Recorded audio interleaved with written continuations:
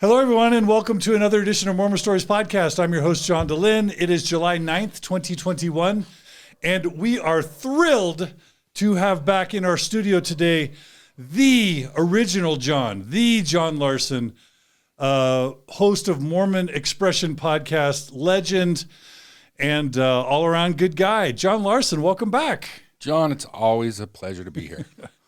For those who don't know, there was a time when Mormon Stories podcast had retired for the third time, and I was trying to get into a PhD program in Utah, and I had to apply to BYU. So I shut down Mormon Stories podcast to apply to BYU. And during that time, there was such a vacuum. John Larsen stepped in with his band of friends and started this amazing podcast called Mormon Expression that to this day is legendary, especially, well, too many episodes to mention, but of course, the how to build a transoceanic vessel episode is consistently listed as the most important podcast episode ever made in the Mormon realm, including the Michael Coe and the Tom Phillips and the Christine Jepson Clark interviews. So we have a legend with us in studio. We were so thrilled to have John Larsen back during COVID, where, what did we talk about? What did we talk about, John? Catching up with John Larsen, right? Yeah, we talked about all sorts of stuff. We talked about QAnon and we talked about sex. You always ask me about sex, John. I try to live vicariously through you. So what I'm hearing is you were kind of like Friends, and then Friends retired, and I was the Joey show. Is that what you just? I just watched the Friends reunion, by the way. Did you see the Friends reunion? I actually never really watched Friends, so the reunion didn't really spark me very much. But the 32-year-old woman in the room sure did. Oh. Wait, who are you? Hi, I'm Carah Burrell. I go by Nuance sometimes. I'm chiming in because I'm extremely excited for this episode.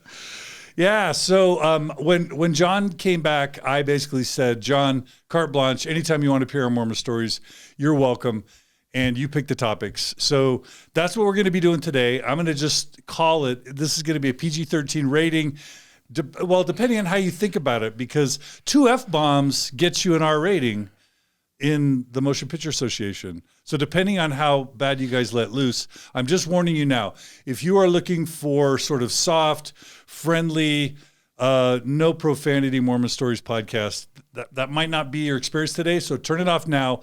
We're going to be irreverent and fun and not restrained and just have a good time. And of course, Carah is down for that. Yeah, I'm always. I would say thank you, John. I'll try to watch my potty mouth. But there is some R-rated stuff in here, but it all comes from prophets, seers, and revelators. So I'll just use that as a tease. Yeah, there's stuff you can't say today. Yeah. Follow the prophet. Mm-hmm. Okay, so John's going to introduce the topic. I'm just going to say, again, thanks to everyone who has helped make Mormon Stories podcast thriving this past couple of years, and it's just so great to have Carah here who can help with the audio and video, the production, the time codes, and to provide wit and wisdom and humor and the female perspective and comedy. We're just grateful to all the support that allows Carah to be here. So Carah, it's great to have you. Oh yeah, thanks, John.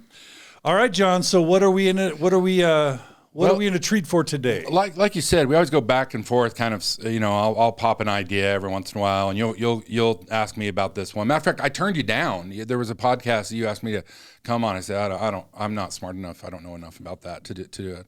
But so I the other day I had the inspiration back in the old Mormon Expression days. We used to do these top 10 lists because it was a good rhetorical format to get about an hour of content in.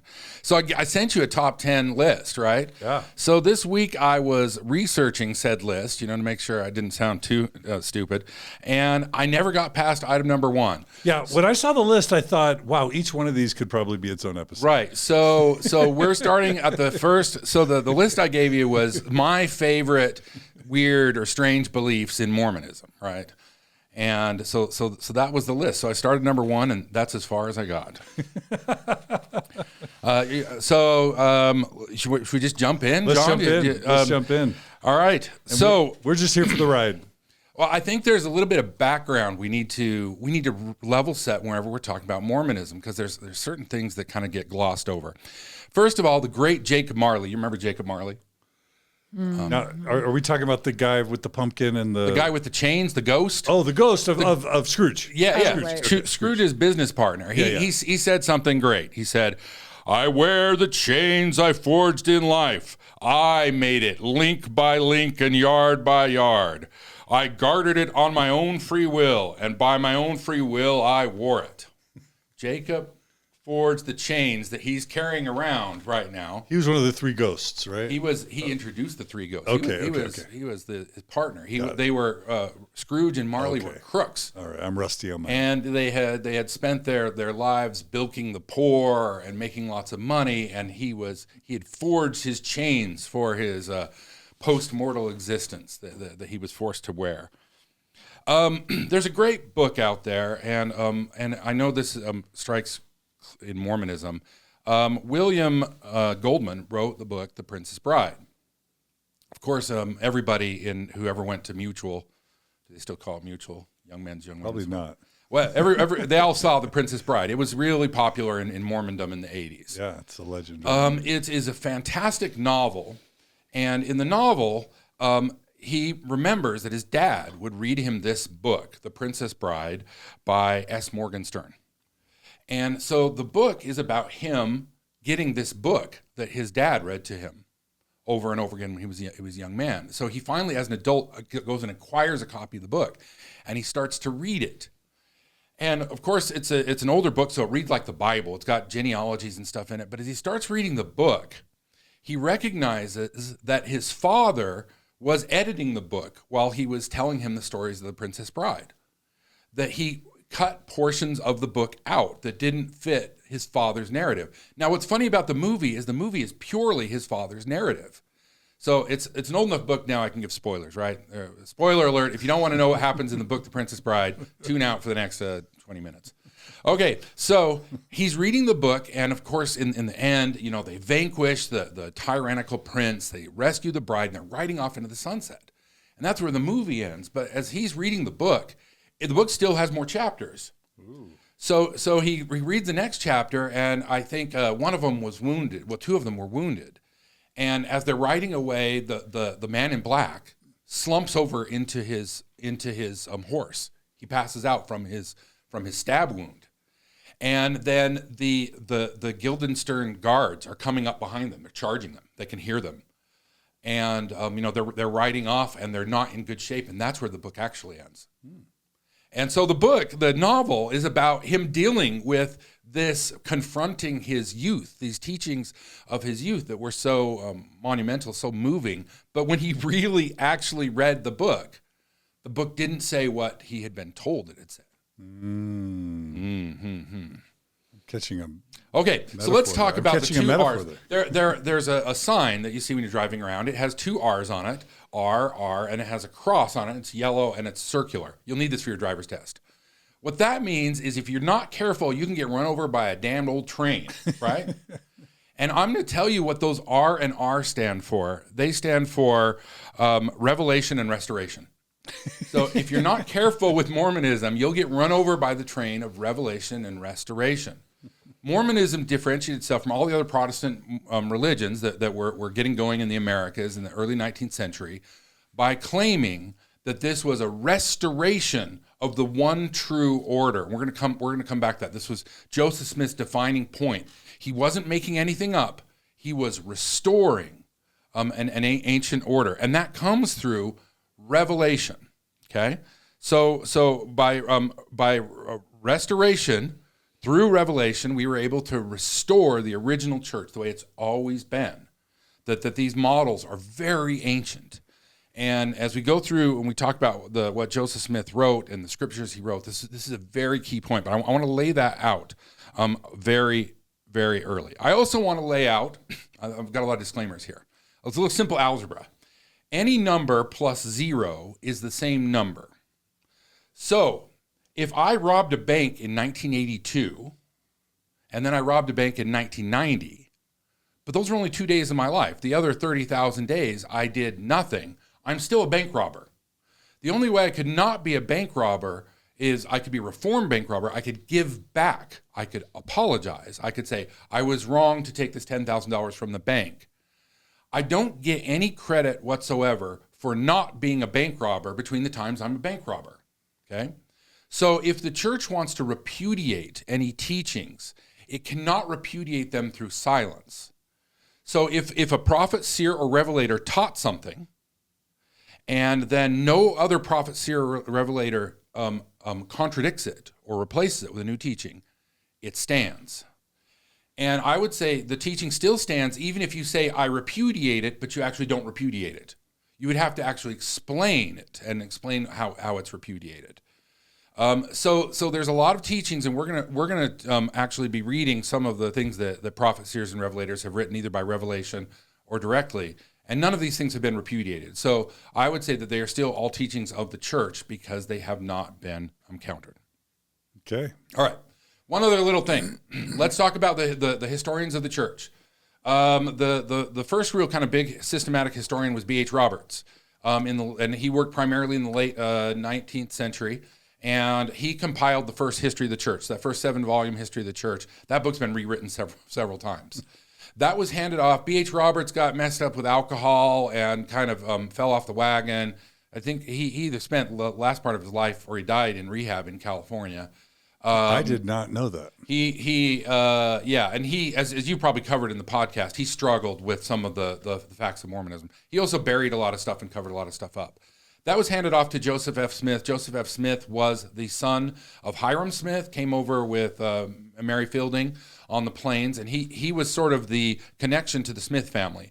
He was, of course, put in the Quorum of the 12, and he became the early church historian, Joseph F. Smith, and he actually wrote the first version of the book Mormon Doctrine. I think it was published in 1903.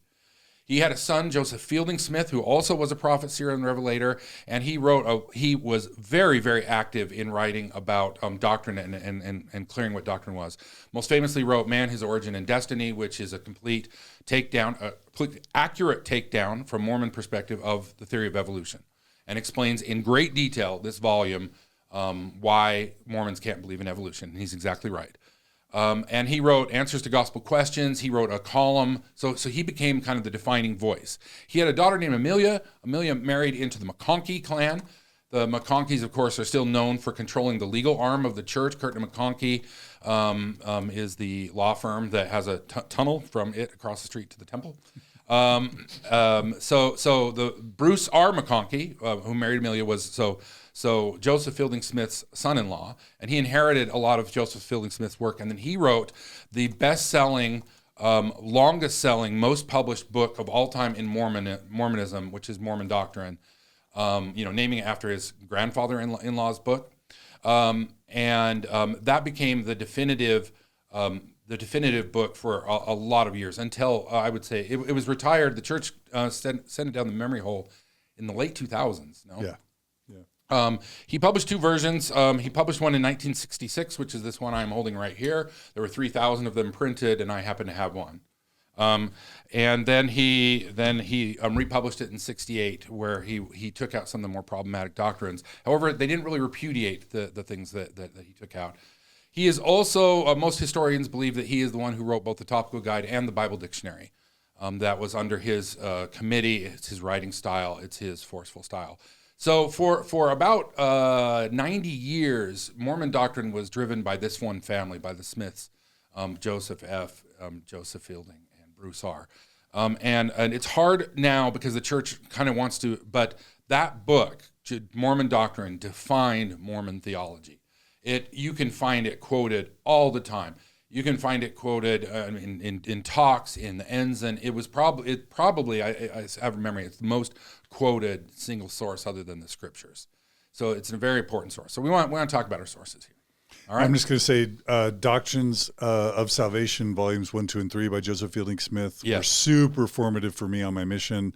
They shaped so much of my of my expectations of prophets and revelation in the Mormon Church. Yeah, Joseph Fielding really took over from Joseph F. And Joseph F., he's really tough to deal with because the historians talk about how he really he burned a lot of stuff.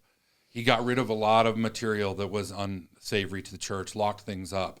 And then Fielding sort of took the, Joseph Fielding Smith took the baton and really defined out what Mormonism, modern Mormonism, which basically since about 2005, I would say, they've been slowly dismantling the Mormonism that was defined by the Smiths. I kind of feel like Joseph F. Smith and Joseph Fielding Smith kind of ruined the church a little bit. Now that may sound like a weird thing to say, but well, the only reason I'd say it's weird is because I don't know what the church would be without them. I mean, they were pinnacle pillars of what defined the church. Yeah. You know, what would it be without them? I don't know, like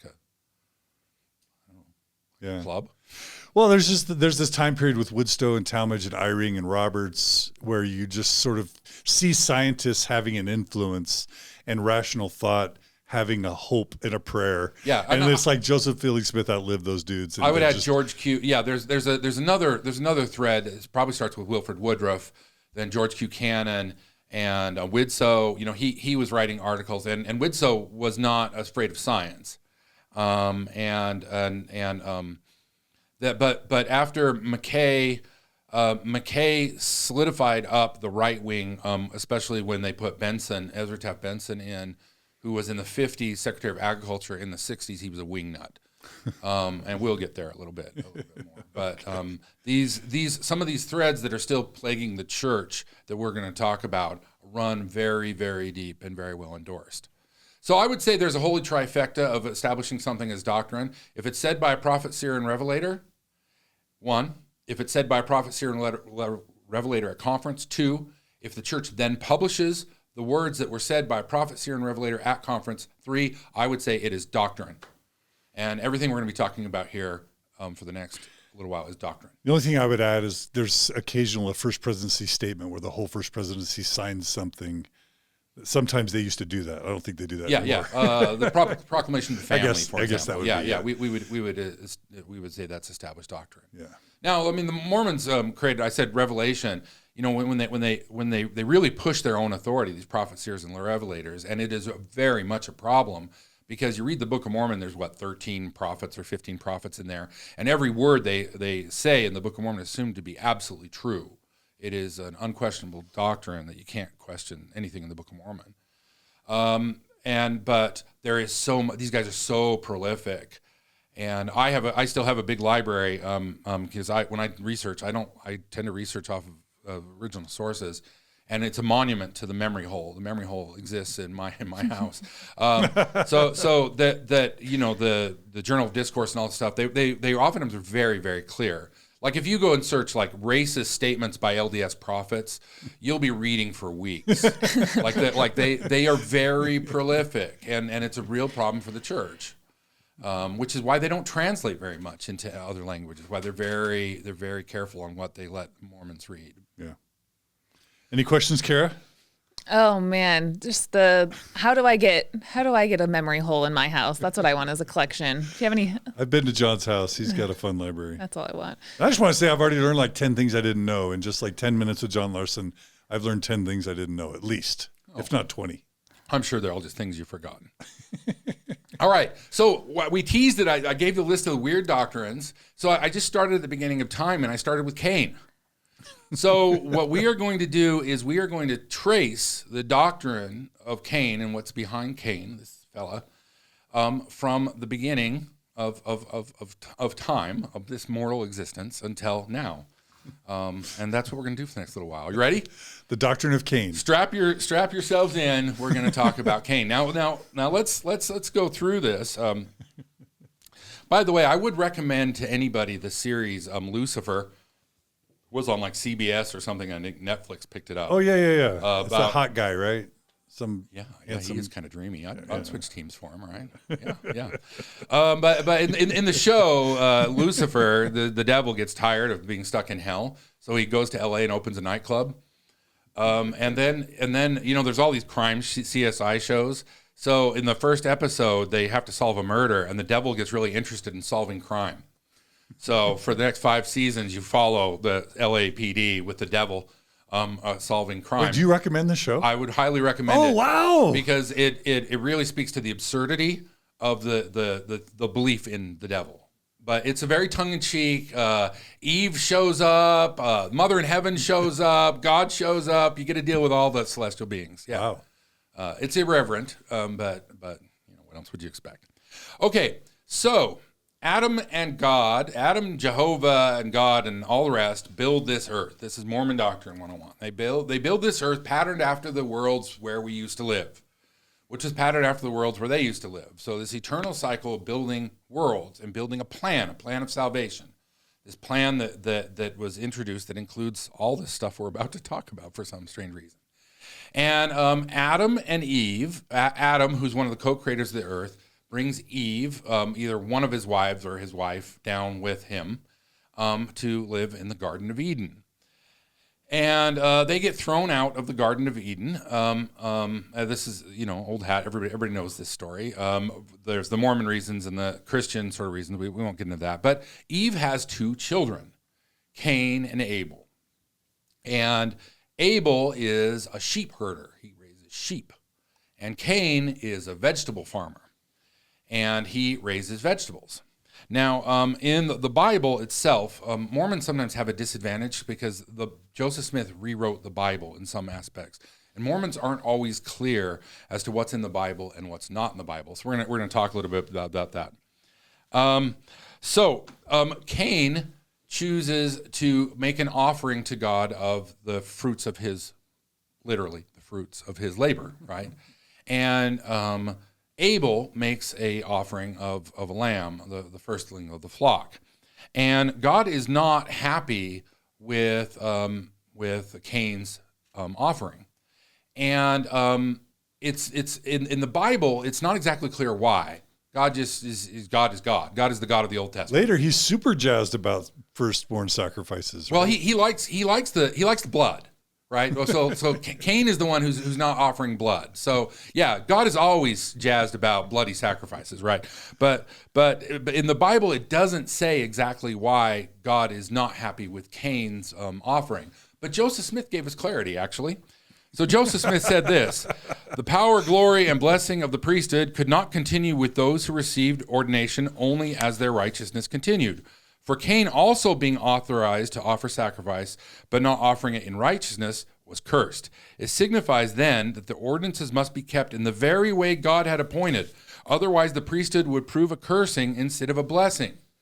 So Joseph Smith here is asserting that Cain had the priesthood and the right to perform said ritual.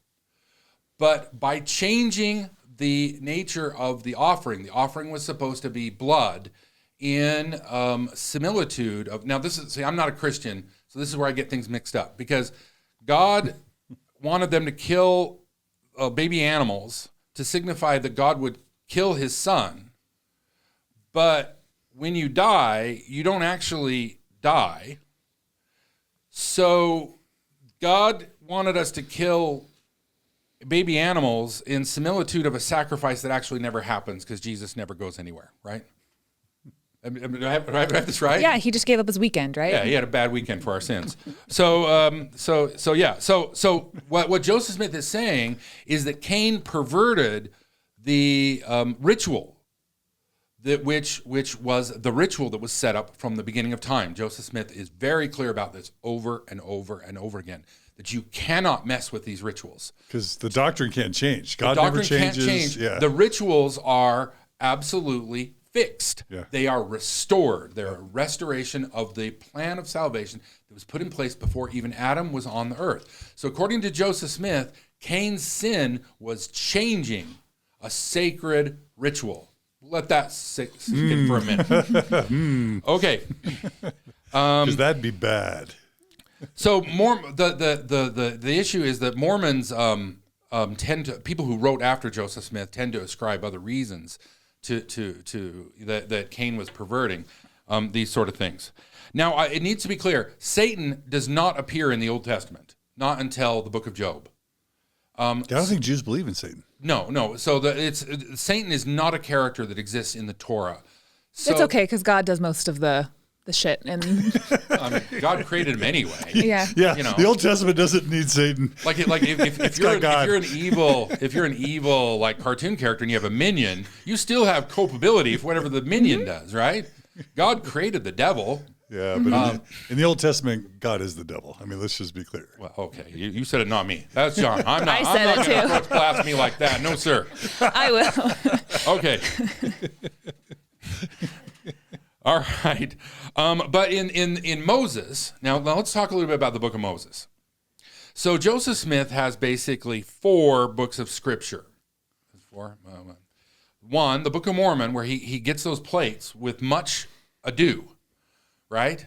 And then he either uses the plates or puts a rock in his hat or carries them around or whatever. He uses the plates as some sort of conduit. We really need farms here or fair, those guys. The plates are in the forest, dude. The plates are in the forest. So he uses the plates somehow or the other to get the Book of Mormon.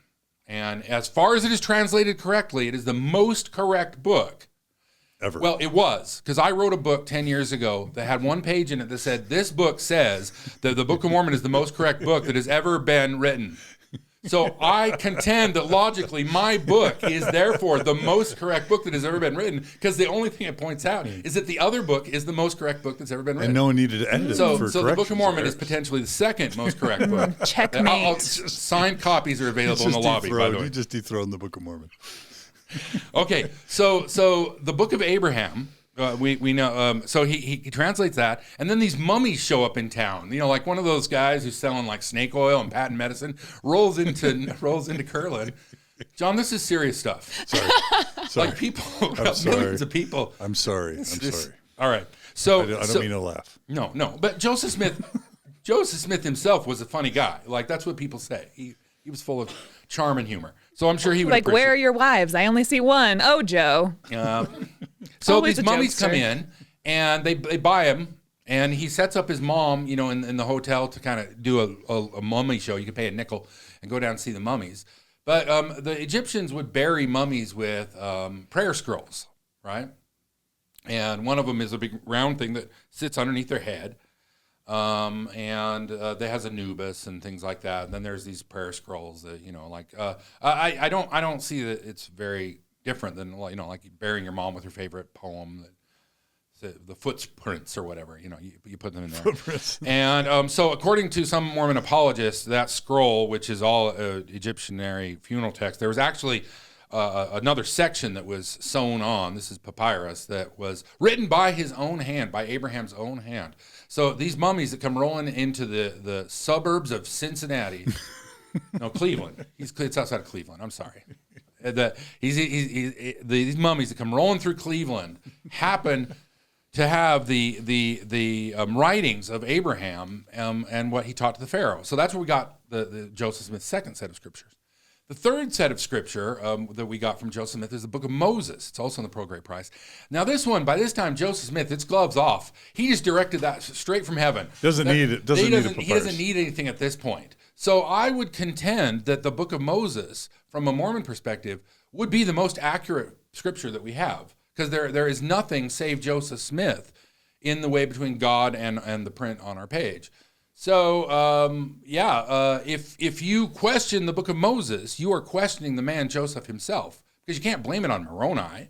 You know, you can say, well, Moroni was kind of a bigot. He didn't like the Lamanites, and we're kind of ashamed of it a little bit. But Moroni was a product of his Mayan times, and you know, we never talk about that.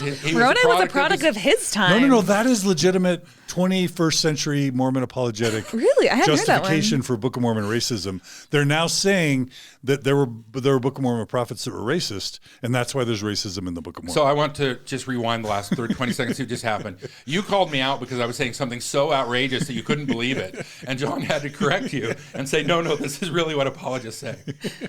All right. So we're still on. So Book of Moses, right? And then of course there's the Doctrine and Covenants, which was the fourth book of Scripture, which Joseph Smith dictated directly, or however he got it. And King James Version, I guess you could say. King James Version is kind of screwball. I didn't really go into it. I would say King James Version is it should really be part of the Book of Moses, because the first part of the Book of Moses is just a rewrite of Genesis. Okay, so Cain, in the Bible, it says that God put a mark upon him, and it doesn't say anything at all about what that mark is.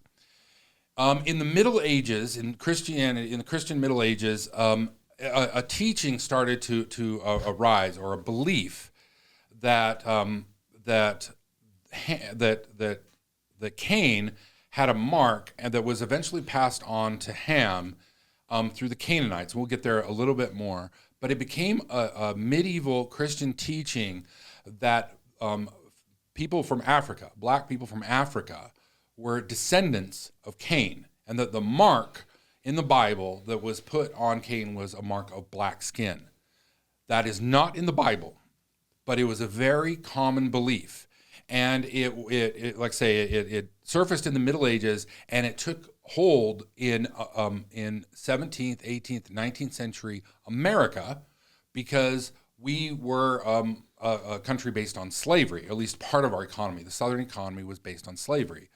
And of course, when you're enslaving other human beings, you have to kind of justify that, because I would think there's a little bit of cognitive dissonance about that, I would hope.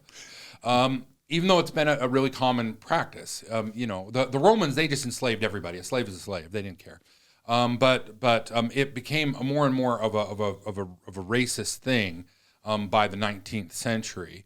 And so this belief that we're going to be talking about, that the black people were somehow cursed, is not something that Joseph Smith made up. It was a common belief in his time. But Joseph Smith did a big disservice to apologists today. He rewrote the Bible in the book of Moses, and he inserted this stuff into the Bible.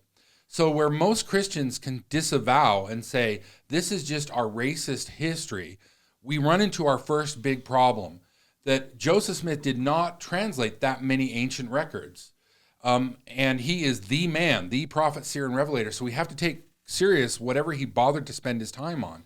And one of the things he bothered to spend his time on was rewriting the book of Genesis and giving it voice as if it was directed straight from Moses. So that Moses wrote this directly, and Joseph Smith was just channeling from the ancient ascents. Okay? So the intrepid Broussard gave us a little bit more clarity here.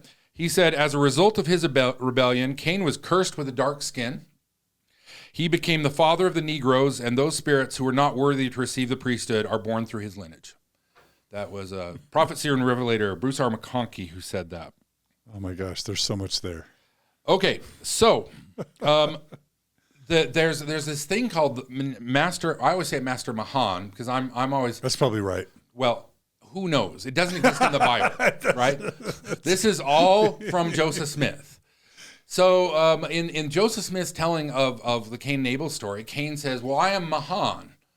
And blah blah blah blah blah, and then one of his sons, let's read from the book, shall we? Moses 5:49. For Lamech, having entered into a covenant with Satan after the manner of Cain, wherein he became Master Mahan, master of the great secret which was administered unto Cain by Satan. And Irad, the son of Enoch, having known the secret, began to reveal it unto the sons of Adam. Wherefore Lamech, being angry, slew him, not unlike Cain, his brother Abel, for the sake of getting gain. But he slew him from the oath's sake. For from the days of Cain there was a secret combination, and their works were in the dark, and they knew every man his brother.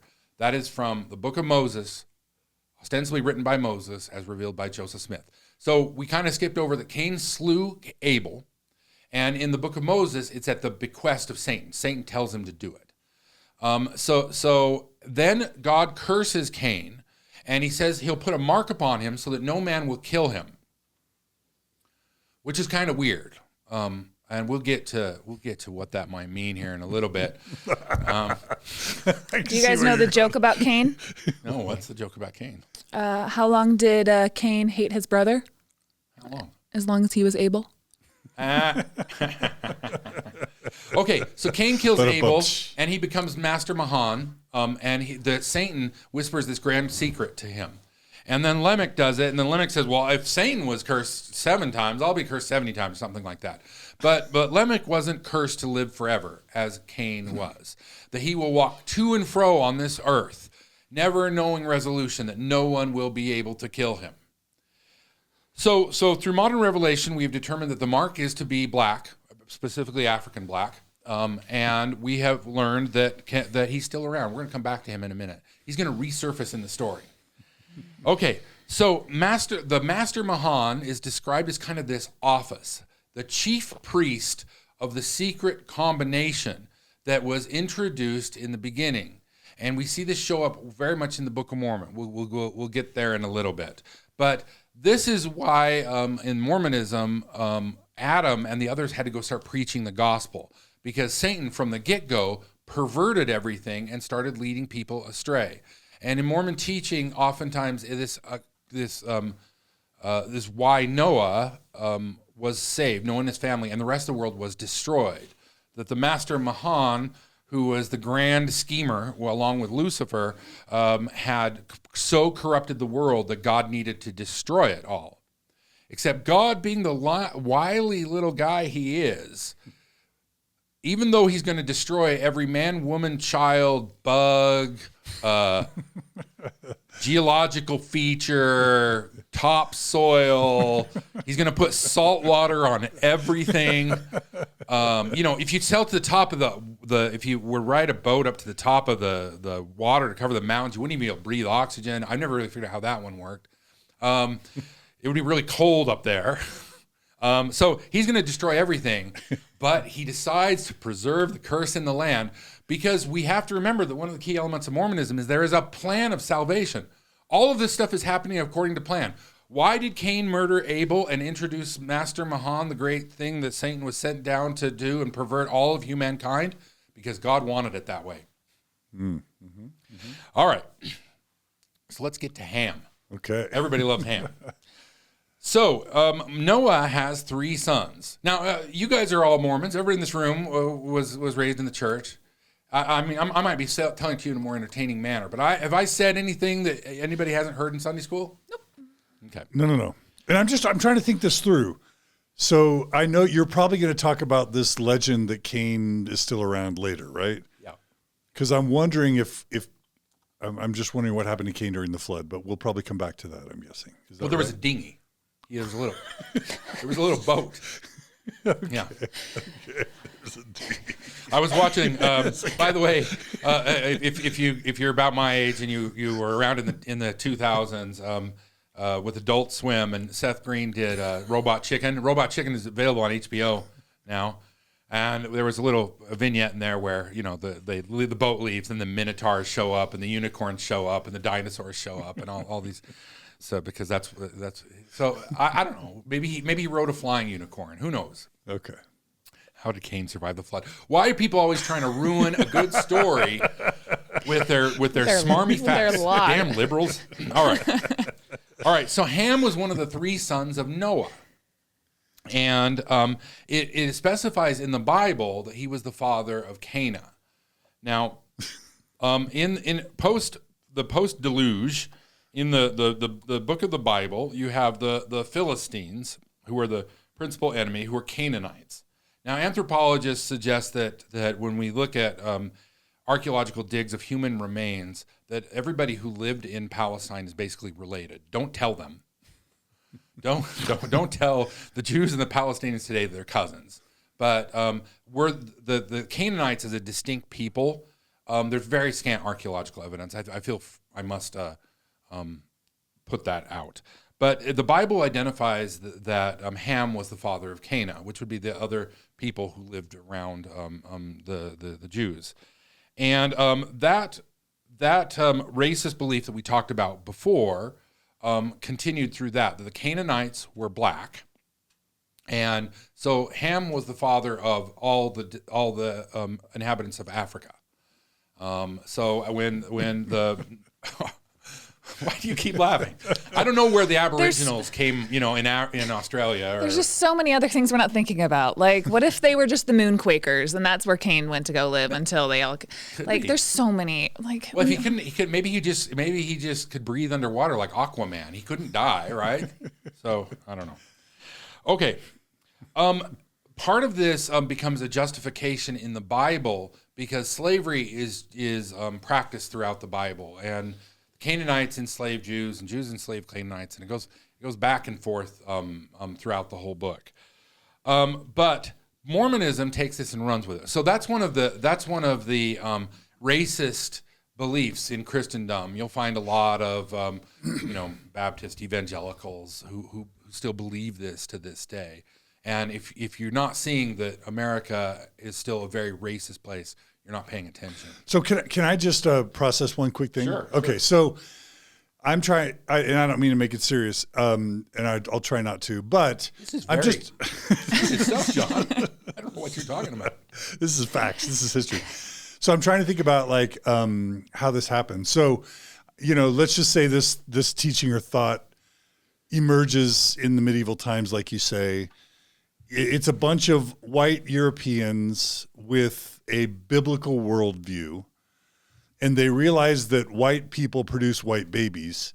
But at some point through trade, they realize that there are also black babies being born. And they're thinking, how did black people come from white babies? Because clearly the world started with Adam and Eve, and clearly Adam and Eve were white, right? And clearly their descendants, Jews, are white-ish, and clearly we're white. Mm-hmm. And so, and the earth's only 6,000 years old anyway, because the Bible tells us that. So where did these black babies come from? And so it just seems pretty clear to me that this teaching about Cain and the mark, it's like, oh, wait, there was a mark. And that's where, bibliocentric, uneducated, pre-enlightened, medieval white Western Europeans, this is how they made sense of the fact that there were dark babies. Yeah, I think so. And I think that came along a little bit later. I mean, if we look at the history of Christianity, I'm going to give you Christianity in 3 minutes.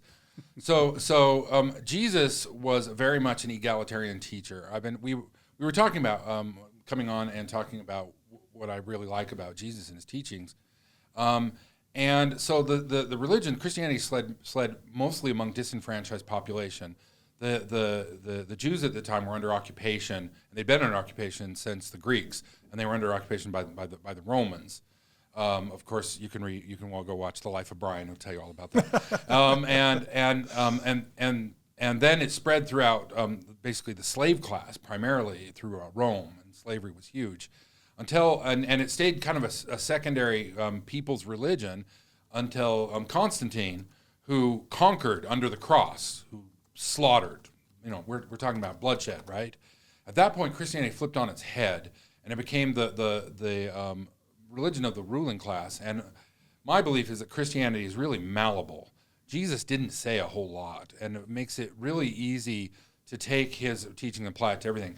So I think these teachings about the Canaanites really took hold in Europe, starting in the 7th century, 8th century, when the Crusades began.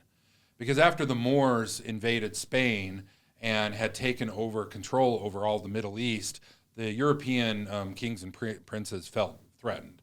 So Christianity gave them fuel to drive these slaughter trips, and the first crusade, if I remember, I'm just pulling this out of my head, was very successful, and the rest of them basically weren't. They were very bloody affairs, and the wars went on for a long, long, long time, 500-600 years.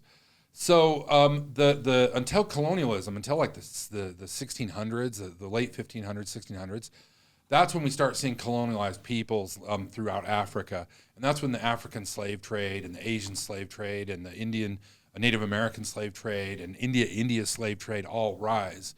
And for various reasons that are beyond the scope of this podcast, the African slave trade was the most lucrative. But it petered out economically in Europe because it just didn't make sense. And with cotton and some other southern crops like tobacco, slaves became very economic. Normally, you didn't have 300 slaves. You couldn't afford that. You had to feed and water them, right? So people would have a couple slaves, house slaves or whatever, a couple field hands. But the southern, the agriculture of the time made it very profitable. So I see these teachings as being useful to justify violence against the Middle East, all of the Crusades, which moved into justification of the slave trade, which moved into justification of the slave trade in the United States, which moves into justification of the Jim Crow and disenfranchisement and racist infrastructure that we have now in the United States. But it's helpful because the Bible is the biblical worldview is your view of science. It's right. How the earth was created. It's how humankind came into existence, and it's basically our lineage from the beginning of Adam and Eve until now. It brings that lineage all the way to modern times. And the Bible, the Old Testament in particular, is very violent. I was reading, so I should have prepared, but I was reading something a little while ago that they're one of these groups that tracks, in like Christianity Today and stuff like that. What scriptures they're quoting, and it's something like 2 or 3 to 1 in 2021. The Christians quote the Old Testament over the New Testament. The New Testament's getting forgotten. We're veering back to that sort of vengeful, violent, which is been plaguing our human history for as long as we're keeping track, right? If you're saying that religion has historically been used to discriminate, I'm really glad we cleared that up and we don't do that anymore. Yeah.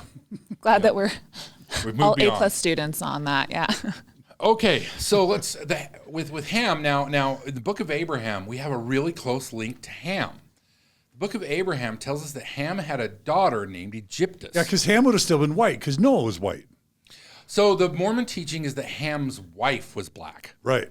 Ham was so let's go talk the Bible again. Because Noah's white, right? She was a moon quaker. So let's talk about what's in the Bible and what's not in the Bible.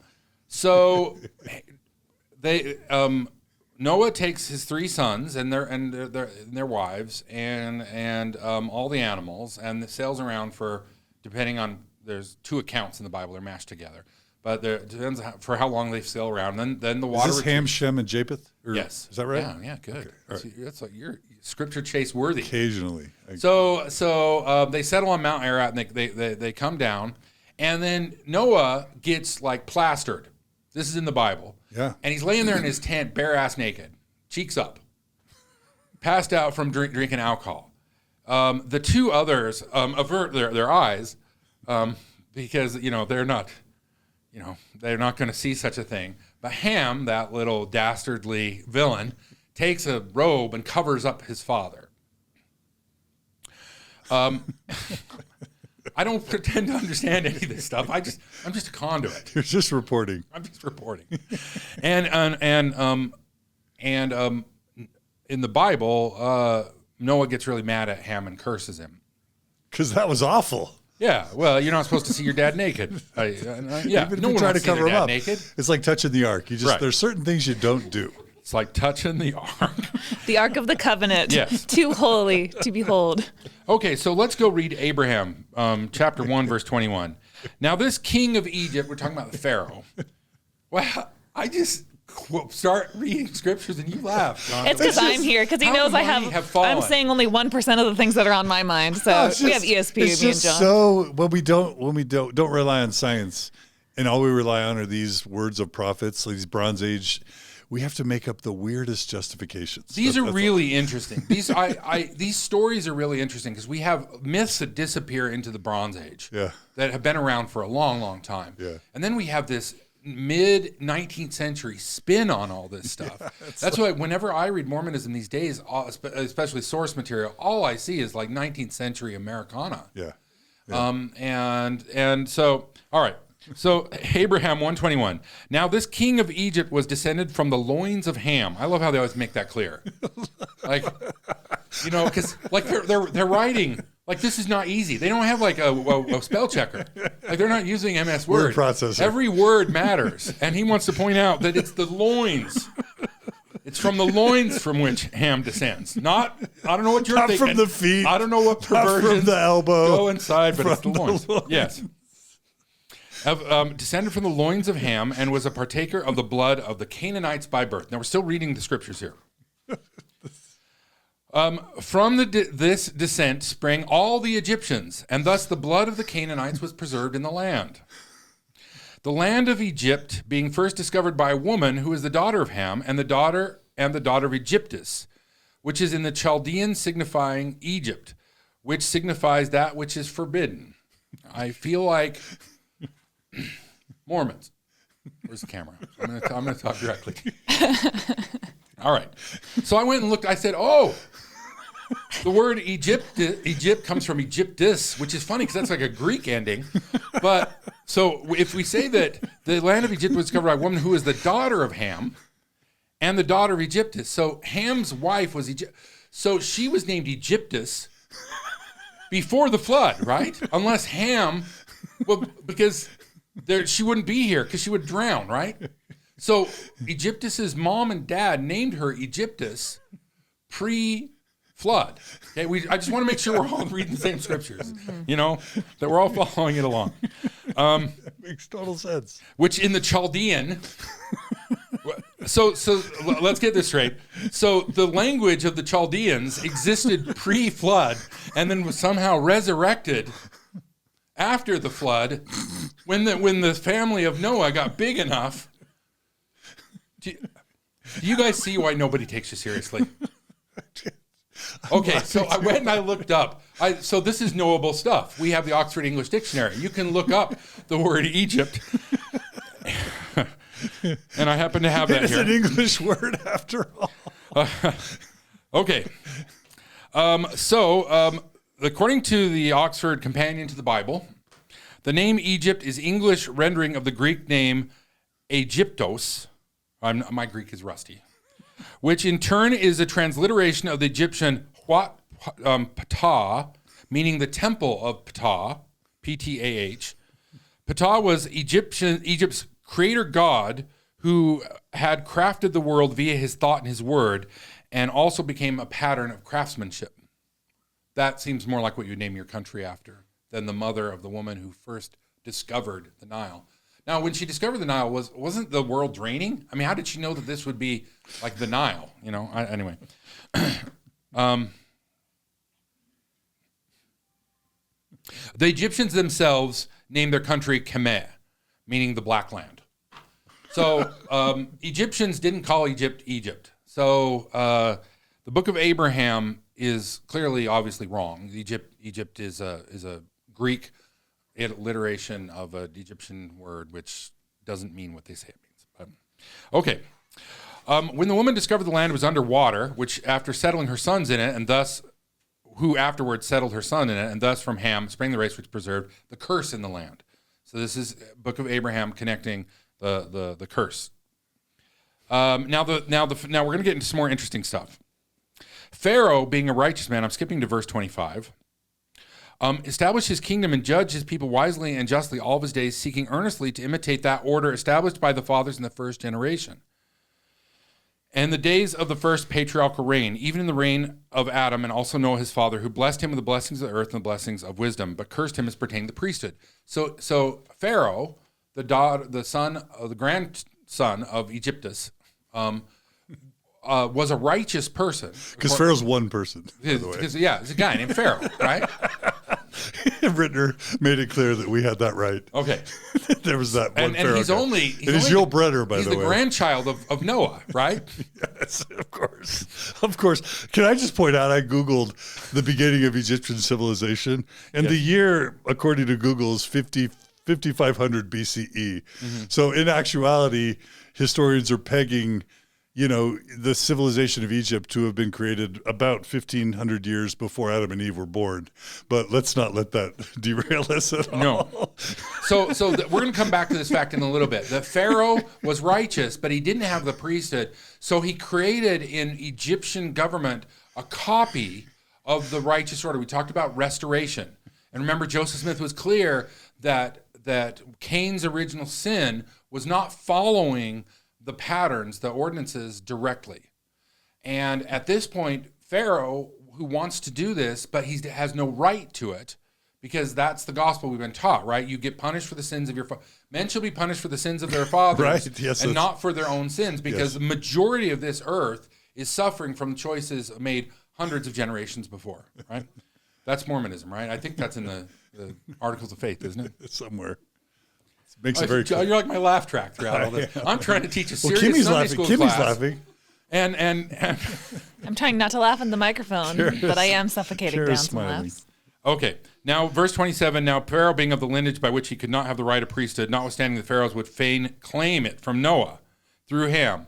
But therefore my father was led away by their idolatry. This is Moses speaking.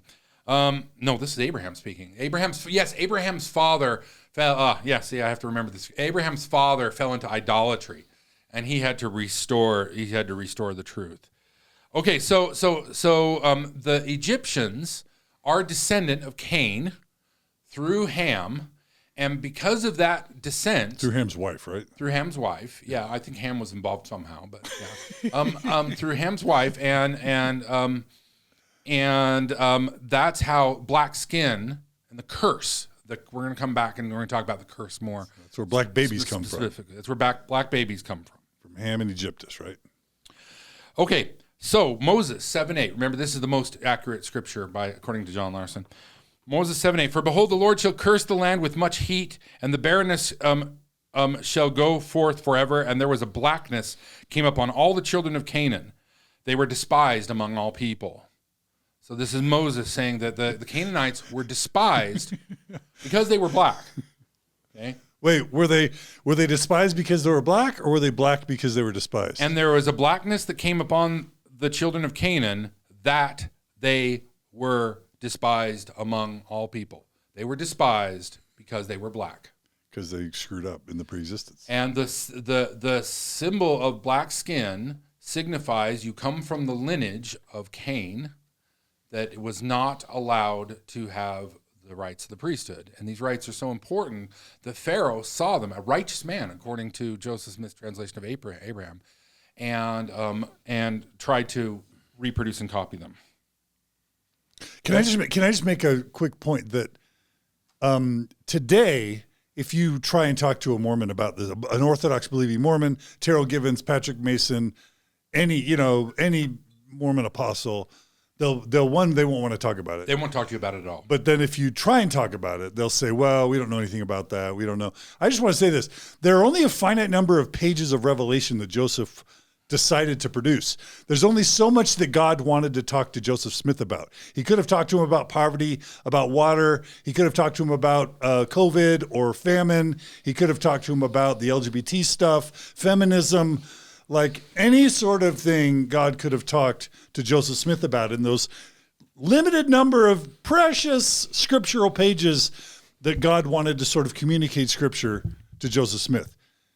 And this was important enough for God to want to make really clear where black babies came from. Yeah, and I'll go one step further. I'll see your bet and I'll raise you. The majority of Joseph Smith's revelation is a repeat of things that already exist in the scripture.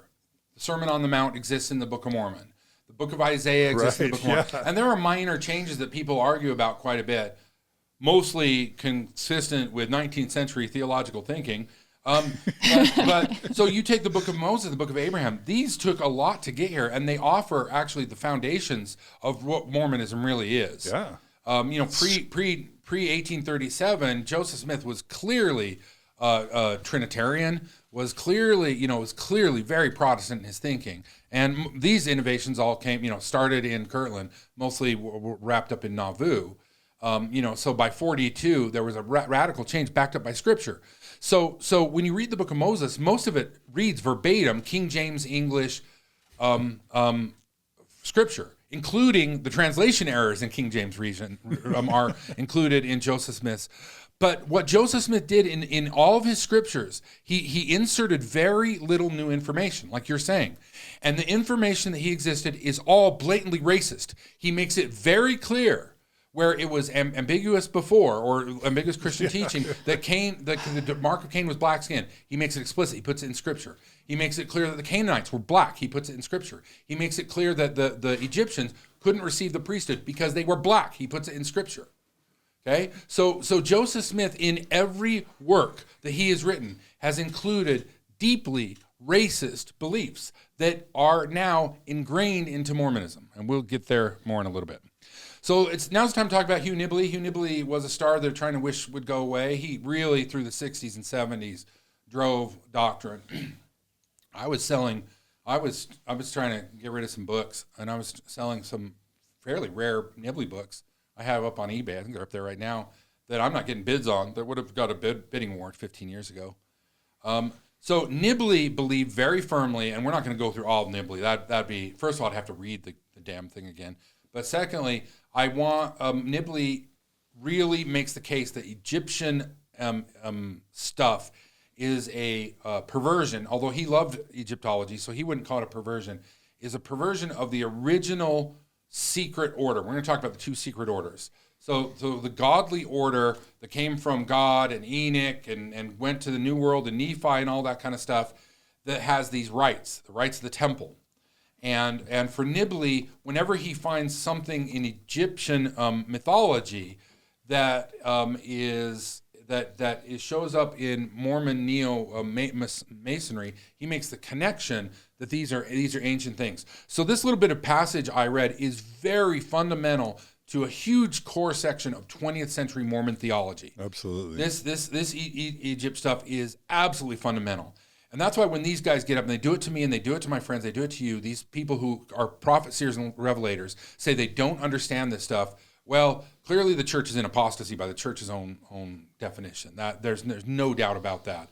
But they'll say they don't understand that definition, right? They don't, and we see it all the time. We see Republicans doing this same denial about the insurrectionists, right?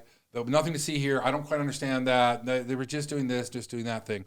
But I can't overestimate how much Nibley drove doctrine, and the idea that Egypt was important. Now we're going to talk about two secret orders. I just have to say one quick thing. Yeah. Also, and I'm sure you're going to get to this later, but when the Gospel Topics essay comes out on race and the priesthood later, the way that they handle that is by saying, all that racist mumbo jumbo. Well, that was just what's the word they use? Folklore. We're going to read exactly. Okay, we're going to get to that. Okay, because yes, yeah. Okay, disavowed theories. Yeah. They say it's disavowed, but like I hinted at in the beginning, we call that foreshadowing. The word disavowed alone does not suffice it. Just to say I disavow that. Okay. So in this teaching, and this was really developed in 20th century theology, in Mormonism there are two secret orders. The one is the order of Enoch or the order of Melchizedek, and the other is the order of Mahan. And the Book of Mormon jumps on this quite a bit. So for Joseph Smith became introduced to Masonry, to Scottish Rite, I think, in about 42, and he embraced it hard. Others in his circle were already Freemasons. Oliver Cowdery was one. I think Martin Harris was one.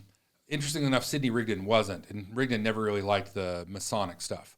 But Mormons full-on embrace Masonry, and Joseph Smith says this is the divine order that has been perverted. So for a traditional Mormon, if you really got them admitting what they believe is that the Masonic rituals that appeared in the temple. Now, temples changed so much, I can't even comment on what's in the temple now. But the temple ceremony was a passion play that starts with Adam, and it's told through Adam. And the whole gist is that these signs and tokens, these ordinances and rituals that are, many of them verbatim, verbatim Masonic handshakes and signs and tokens were introduced into the temple in Nauvoo. When we go to the Kirtland Temple, there is none of the Masonic stuff. There's no Masonic rooms. There's no Masonic architecture. There's nothing Masonic. That all came about in Nauvoo. So their belief was that they would see these Egyptian things that kind of had a Masonic element to it. Well, if you research the Masonry, the best way is in the Middle Ages, if you were part of a guild, you were a carpenter or a stonemason or I don't know, a blacksmith. Oftentimes you went from town to town to town and nobody could read, right? And there weren't really papers, to say here's my license to be a licensed electrician. So they had these guilds, and the guilds would oftentimes have passwords or signs that would indicate that you're a journeyman electrician. In the Middle Ages, journeyman electrician had a certain sign. I don't remember what it is. But the stonemasons were interesting because it required a lot of them. When you were building cathedrals, they built cathedrals and they built castles. So they were working with the moneyed people. And they would oftentimes, if you were putting up a cathedral, it might take 10 years and you might need 150 masons, right? So whoever was the head mason on the job site had the responsibility of picking masons who could really do the precision work. So so if you claim to be a journeyman, you would get better housing accommodation, you'd get better pay, you'd get better food. And rather than hire somebody who would pretend to be that and then fire them later, they would have these passages. You would be part of the guild, and the guild would itself acknowledge your order. But the Masons were using a lot of architecture, and the way they did it is they used geometry.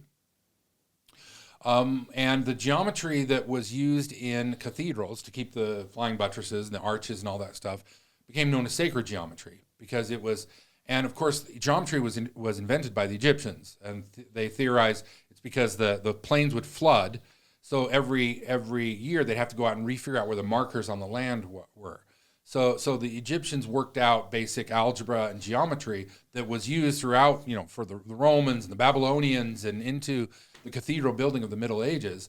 So these Masons were party to this sacred knowledge that almost seemed magical. You go into European cathedrals from like the 9th century, and you're like, geez, I don't know how they did this. Like it's amazing. They really are breathtaking.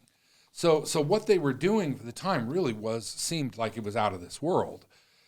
After the Knights Templar came back, they kind of had all these things would have secret orders and secret guilds, and they got involved. So this narrative kind of emerged in the 1800s. I think it was in the 17th century when they came out of the closet, the Freemasons. Although we have some other things, like in some of the uprisings, like in the 15th century, they talk about Tyler, and to Tyler a door is the guard on a Masonic door. So there's some references to Masonry early, but we know it pretty well grew out of that. But it became steeped in all of this religious and including Egyptian mythology, Greek mythology, and it grew into this rite and order that was used to bind the brotherhood together, and ostensibly in the beginning to help train and teach sacred geometry to those who'd be building cathedrals. Well, when this came into the New World, when Brigham and Joseph particularly Brigham absolutely was enthralled with Masonry, and you can see in his pictures, he oftentimes wears this tie pin that's the compass and square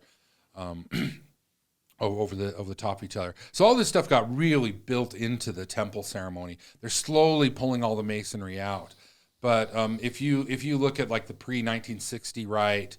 The old rite, the 1877 rite, the Brigham one, that had a lot of Adam God and crazy stuff in there. So they pulled out polygamy and all that after the 19th century, and then for most of the 20th century, it was very Masonic. And it wasn't until 1990 when they pulled out the gruesome penalties. And the 4 points of fellowship. And the 5 points of fellowship. 5 points of fellowship. Yeah. I mean, even though it's still there, when you're at the veil, that was giving the 5 points of fellowship. Yeah. And then so what happened by the time I went to and Paleo, don't forget Paleo. Yeah, Paleo. Yeah. Did you go through before? I went through 90? in 1991. You missed it. I missed it by a hair. Oh, right. But as soon as I went through, all my brothers were like, "Oh, geez, you should have done this last year." You got ripped off. off. They said, "Yeah, he did this and this and this and this and this." And luckily, actually, I admire my mother. My mother and my father sat me down after I went through the temple and told me the parts that were missing, which made it make sense. The temple post 1990 doesn't make any sense. So in this grand narrative of Mormonism, the temple rites were there from the beginning. They were given to Adam, and then they were given to Melchizedek. And that they believe, and there's plenty of writing on this, that actually Jesus restored them again. Totally. And that they were practicing the temple rites in early Christianity. And then the great apostasy occurred and they became perverted. But they were left in these corners in Egyptian mythology and in Freemasonry and all this stuff. But this was a perversion. Okay, so the temple, and they would say sacred, not secret, but temple rites are still secret, ergo the second anointing, which is still happening today, which most Mormons don't know about and which a lot of Mormons deny. But you've had plenty of people on the show who have been through it. You can find publicly sourced books that speak about it. You can find old like logs they would publish, the Manti Temple did this many second anointings this year. And it's really kind of embarrassing for Mormons because there's a lot of people, high up people in the church who have bought hook, line, and sinker that the second anointing is something it's not, and they give talks and they just look like fools because here's something that is real and that really exists, and it really is a secret ceremony that they do, but there's so many Mormons who have no idea about it. Okay, so part of this whole thing about these secret societies is that there is this Master Mahan society. And in the Book of Mormon, it goes through it quite a bit. I'm not going to go down that rabbit hole, but it gets set up from the very beginning. And they infiltrate government. And there is this Kabbalah of people pulling the strings who speak to the high priest, the master Mahan, and potentially Cain is still here, and Lucifer himself. And it's this grand conspiracy that has been throughout all time. I'm going to read you what Bruce R. McConkie says about it.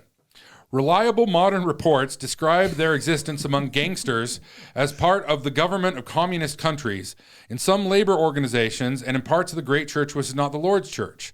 So I should make a footnote here. There are two churches that are spoken of in Mormon scripture, the Church of the Devil and the Church of God, the Church of the Lamb. That's in the Book of Mormon, right? It's in the Book of Mormon. Yeah. And two churches. We're going to talk about the Catholic Church in a minute. Yeah.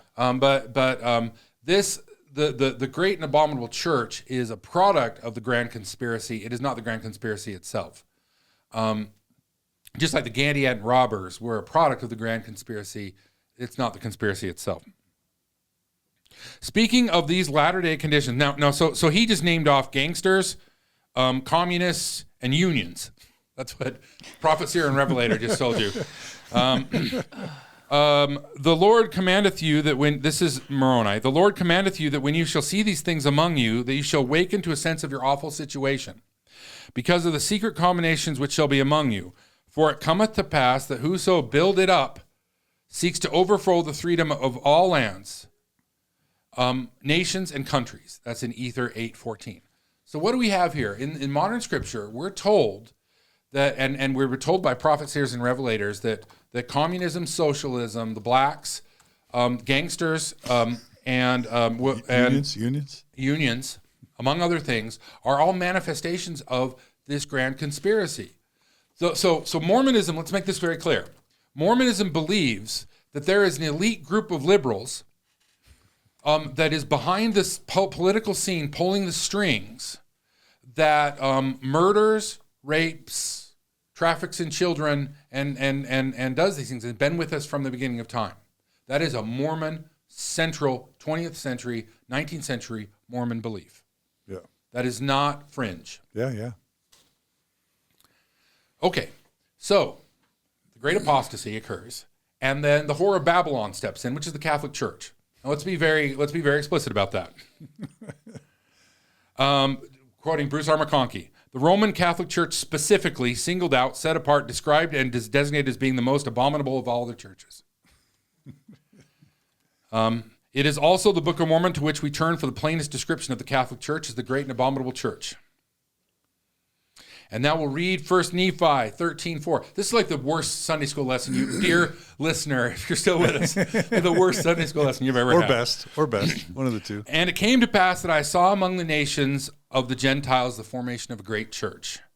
And the angel said unto me, behold, the formation of a church which is most abominable of all other churches, which slayeth the saints of God, yea, and tortureth them, and bindeth them down, and yoketh them with a yoke of iron, and bringeth them down into captivity. And it came to pass that I beheld the great and abominable church, and I saw the devil, and he was the founder of it. And I also saw gold and silver and silk and scarlet and fine twined linen and all manner of precious clothing. And I saw many harlots. And the angel spake unto me, saying, behold, the gold, the silver, and the silks, and the scarlets, and the fine. Angels sure have a knack for repeating things. And the harlots, and the desires of the great and abominable church.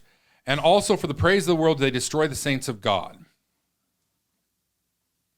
So we're talking about this guy, Cain, who sets up this order with Satan. And it manifests itself in crime and in socialism and in other anti-capitalistic things and in the Catholic Church itself. The Catholic Church, for Mormon beliefs, and it was openly taught that the Catholic Church was part of this. And of course, in 19th century America, Protestants were very anti-Catholic. It was big news when Kennedy won the election in 1960. Yeah. First Catholic president ever. And even Biden still takes heat for being a Catholic. There's still a strong anti-Catholic sentiment in America today. Let's see. It took over 160 years for America to elect a Catholic. Right. So why? Because for so many centuries. See, I think since the Kennedys were bootleggers, I think America loves their bootleggers. So the bootleg trumped the Catholicism. That's my theory.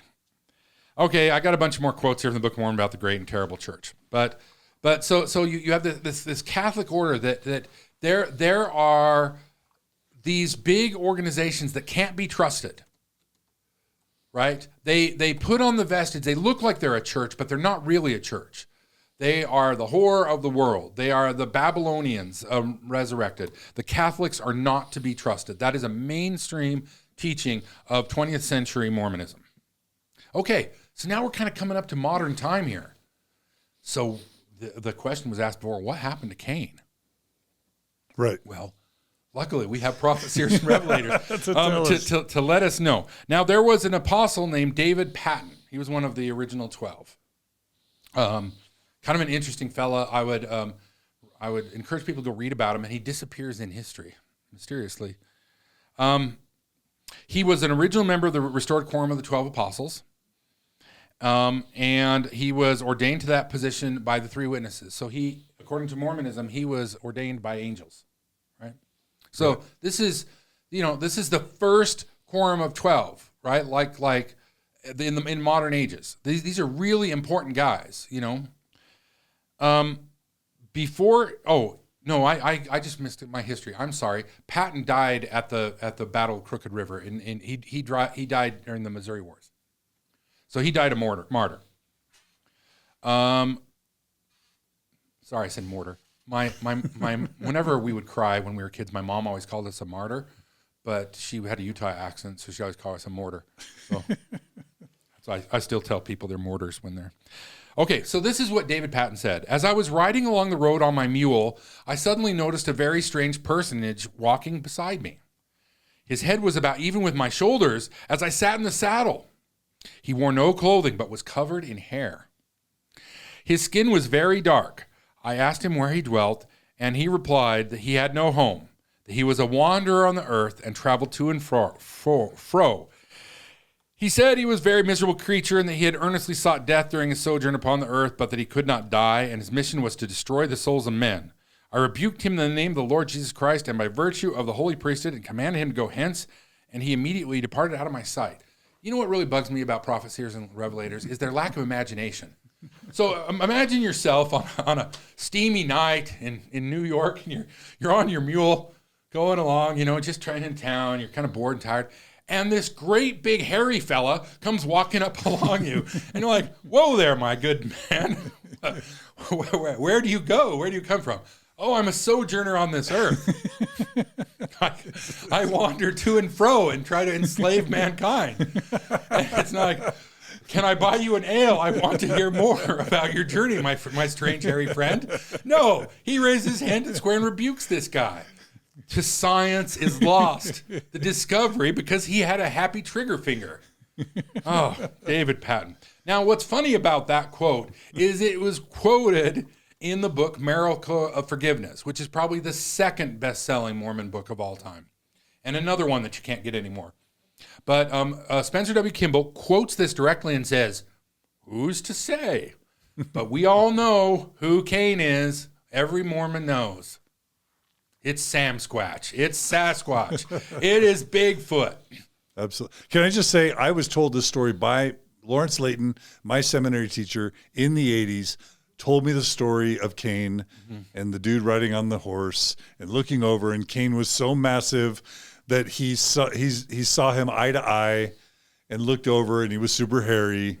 And I was taught that as truth in the 80s as a Mormon seminary student. Absolutely. It was not a marginal teaching. And in the 70s and 80s when I grew up, rather than tell ghost stories around fires, people would tell Sasquatch stories. Yeah. Like everybody had a sighting. And there were some major sightings in the 80s in Utah that like spun people up quite a bit.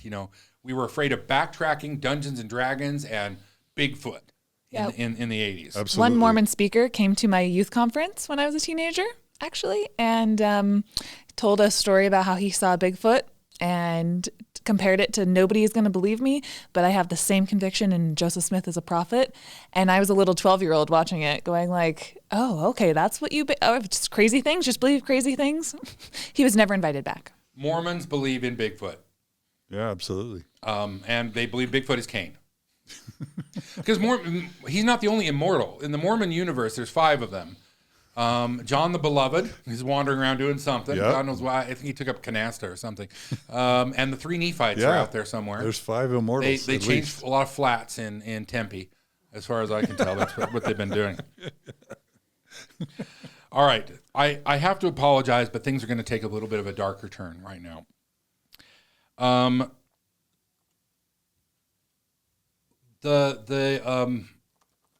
In the early days of the church, it is true that there were some black men who received the priesthood. But the story they don't tell is about how they ceremonially stripped the priesthood from all these guys. And who's the one? Is it Elijah Abel? That Brigham Young made stand up in conference, denounce his own priesthood, and did a ceremony in conference to remove his priesthood from him. Look it up.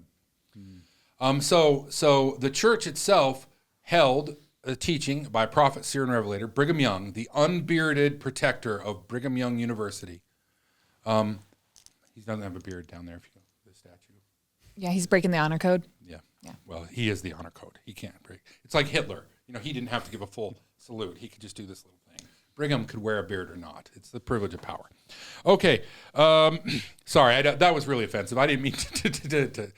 You just violated Godwin's law. To compare Hitler to Brigham Young. That was our first Nazi salute on Mormon Stories. Oh, yeah. Better be our last, John. Hopefully. Okay. But it was the limp-wristed one, right? It was the Führer's one. It doesn't count. All right. So things are getting dark really quick. Yeah. Okay. Yeah, you weren't kidding about that. Okay. So let's read. I have a couple of books here. John L. Lund was a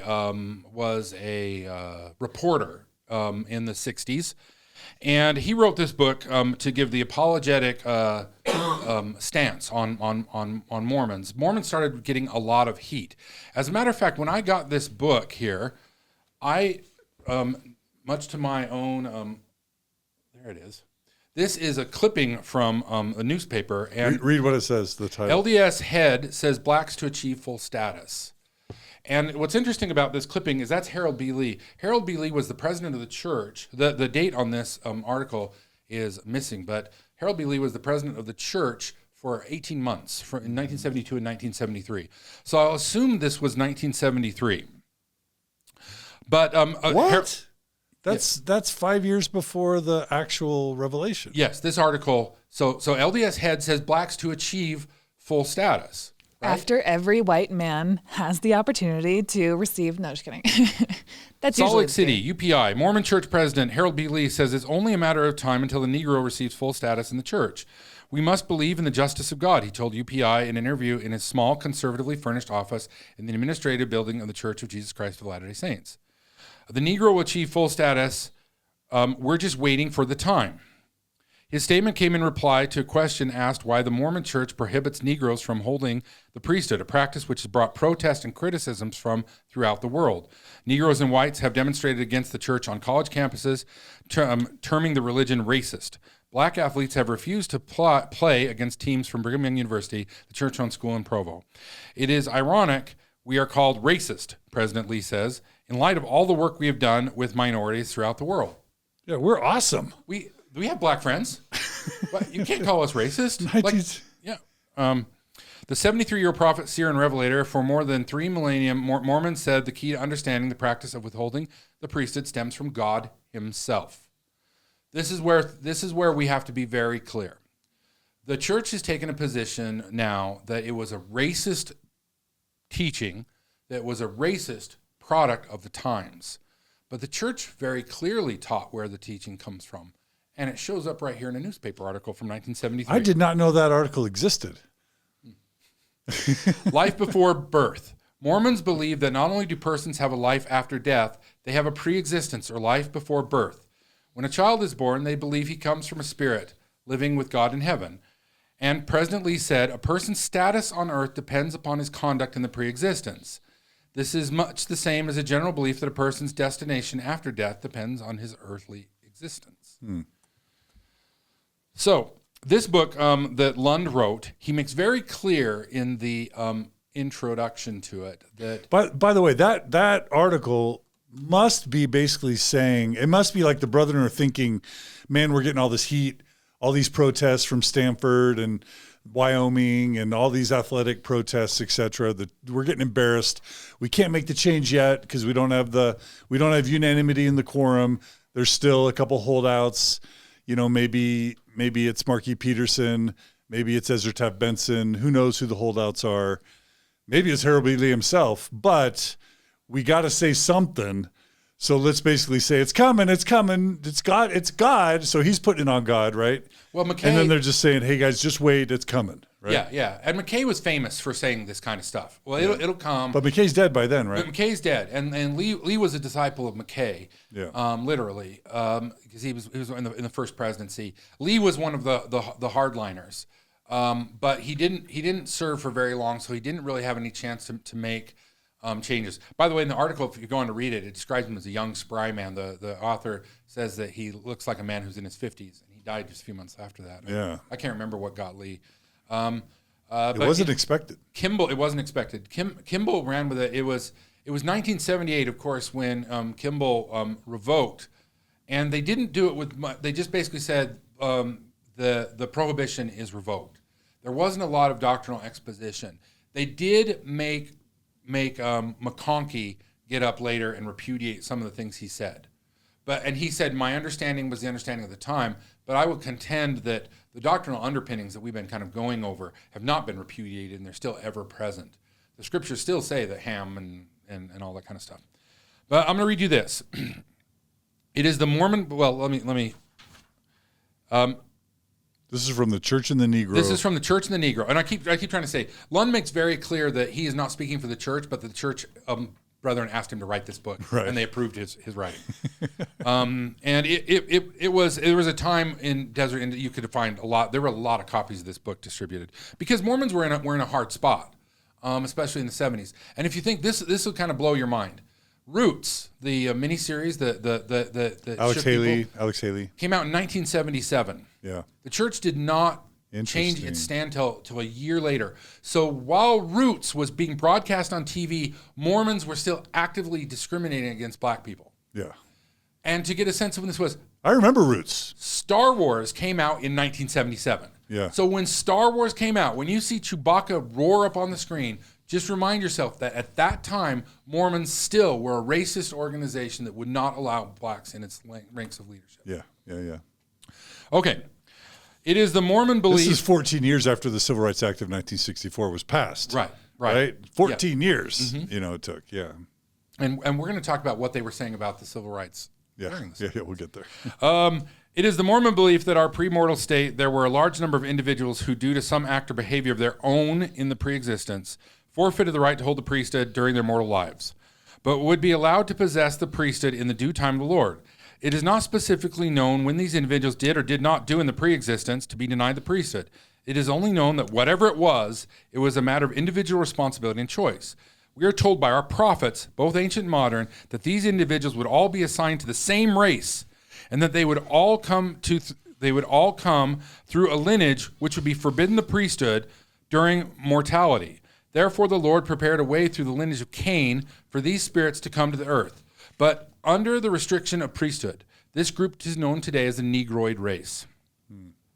And then we're gonna quote Joseph Fielding Smith here. There is a reason why one man is born black with other disadvantages, while another is born white with great advantages. The reason is that we once had an estate before we came here, and were obedient more or less to the laws that were given us there. Those who were faithful in all things there receive greater blessings here, and those who were not so faithful receive less. Every man had his agency there, and men received rewards here based upon their action there, just as they will receive rewards here after for deeds they do in this body. The Negro evidently is receiving the rewards of his merit. Yeah. So there are icebergs, and there's the tips of the icebergs. And the tip of the iceberg was that blacks were not allowed the priesthood. So they were effectively not allowed to participate in the saving rites. The ones that we talked about that Cain perverted. And Joseph Smith said Cain didn't do them right. These important things that you cannot get into heaven unless you do certain rites. We believe that so strongly in the Mormon faith that we do them vicariously for the dead. We believe that everyone has to receive these rites, right? So we were denying blacks that. So we chopped the top off that iceberg. Well, now it just pops up further. The problem is there is a lot of this. There is a lot of justification doctrinally given over the pulpit to explain why black people can't receive the priesthood. And the explanation is that there was a pre-existence, and some of us were better than others in the pre-existence. So whatever is being manifest to blacks, if they're living in poor conditions, if they have poor schools, if they're arrested at higher rates for the same crimes that white people commit, if they're drafted at higher rates and die in wars at higher rates, if they're denied basic health care, if they are not allowed to walk in the front door of the Hotel Utah, even when they're performing in the tabernacle the next day. All of these things they deserve because of the pre-existence. It can't be us being racist. Very clearly that God took all the shit bags from the pre-existence and wrapped them all up in one race. This is, just to be clear, this is a reprehensible teaching, and I do not ascribe to it at all. But it is the teaching of the church and remains the teaching of the church.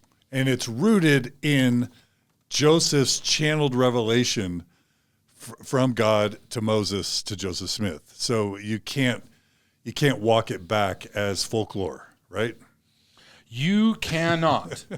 Joseph Smith and Brigham Young were deeply, deeply racist people. And they wrote the scripture and set up the church. And the Mormon church is deeply, deeply racist. You cannot extract yourself from this teaching by just simply giving black people the priesthood. And retain Joseph Smith as a prophet, seer, and revelator. No. Because it's not like this was just something he said on the way to seeing Zelph. This is something God took the time to tell Joseph, and then Joseph wrote it down in one of the finite pages of scripture that Joseph produced. Yeah. Blacks in the priesthood was just a byproduct of a religion that rewrote the Bible to make it more racist. More racist. It does not say in the Bible that Cain was black. It says in the Mormon Bible that Cain was black. It does not say in the Bible that Ham was black. It says in the Mormon Bible that Ham was black. It does not say that the Canaanites were black. It says that in the Mormon Bible the Canaanites were black. It doesn't say anywhere that Egyptians couldn't partake in the gospel or become Jews because they were Egyptians. It says in the Mormon scripture that. Those things are present. This is a racist teaching backed by racist prophets with racist practices and beliefs, and they are all still present. They gave everyone the priesthood, yes, but the Pearl of Great Price and the Book of Mormon are still scripture, and they are still honored as scripture. And they say they repudiate, but there has been no attempt whatsoever to repudiate any of this.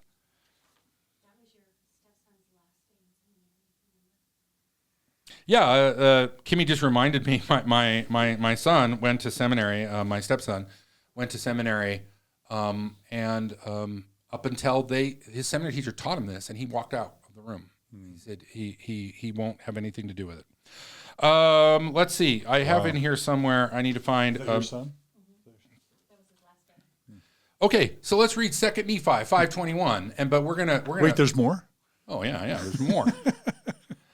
And he had caused a cursing to come upon them, yea, even a sore curse, because of their iniquity. For behold, they had hardened their hearts against him, and they become like unto flint. Wherefore, as they were white, this is talking about the Lamanites, and exceedingly fair and delightsome. The word fair was added in the 1837 edition of the Book of Mormon. Before that, it says white and delightsome. Because as they were white and exceedingly fair and delightsome, they might not be enticed. Unto my people, the Lord God did cause a skin of blackness to come upon them, that they might not be enticed. Enticing, so, right? It's enticing. By the mouth of two witnesses shall all things be established. The Pearl of Great Price says that they were black, and therefore they were not attractive to the white people. And the Book of Mormon says the same thing.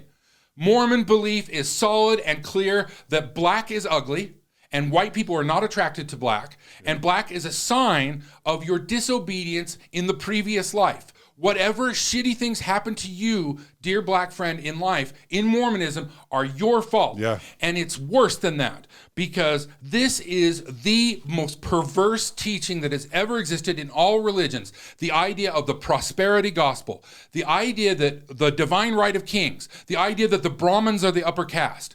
We have had a problem since day one with humanity of greed and avarice and violence. And the people at the top have always used the same justification.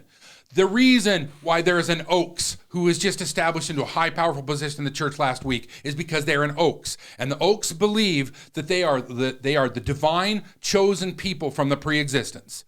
And they all believe it. There's a reason there's nepotism in the church. There's a reason that we keep giving callings of prophets, seers, and revelators to the sons and to the married son. It's funny, we don't honor women, but you can marry into one of these families and get position. And I've tried several times in my life to start drawing out the genealogy of the prophets, seers, and revelators. It is so incestuous and intermarried, and these families rule this place. There is no coincidence. You go on campus and you see Hinckley buildings, and you see Monson buildings, and you see these guys who Monson was put in the Quorum of the 12 when he was 25, died a millionaire. Joseph Fielding Smith died a millionaire. Like, these guys have power, and that power. Packer had several homes. Packer had home. Like these guys are supposed to be like humble servants of the Lord. And I was reading that passage before the Book of Mormon, and it describes that the church, the sign of the corruption of the church, was fine silks and velvet, right? Like the red chairs, the buildings that are made with imported mahogany and woods that are exotic and are going extinct and that sort of thing. I will say this loud and clear. Not all Mormons are racist, but Mormonism is racist. And it is baked into the foundations. All this stuff we've been talking about is real, and it's there, and it's being passed along in seminary, which they're now talking about expanding to the 8th graders, right? Got to get them younger. It is taught in Sunday school. It is taught over the pulpit. It is widely believed, and it's insipid. This is Ezra Taft Benson, An Enemy Hath Done This. He gave a talk in conference. Prophet, seer, and revelator. Ezra Taft Benson. The name of said talk was, let me see if I can get it lined up, if you can read it.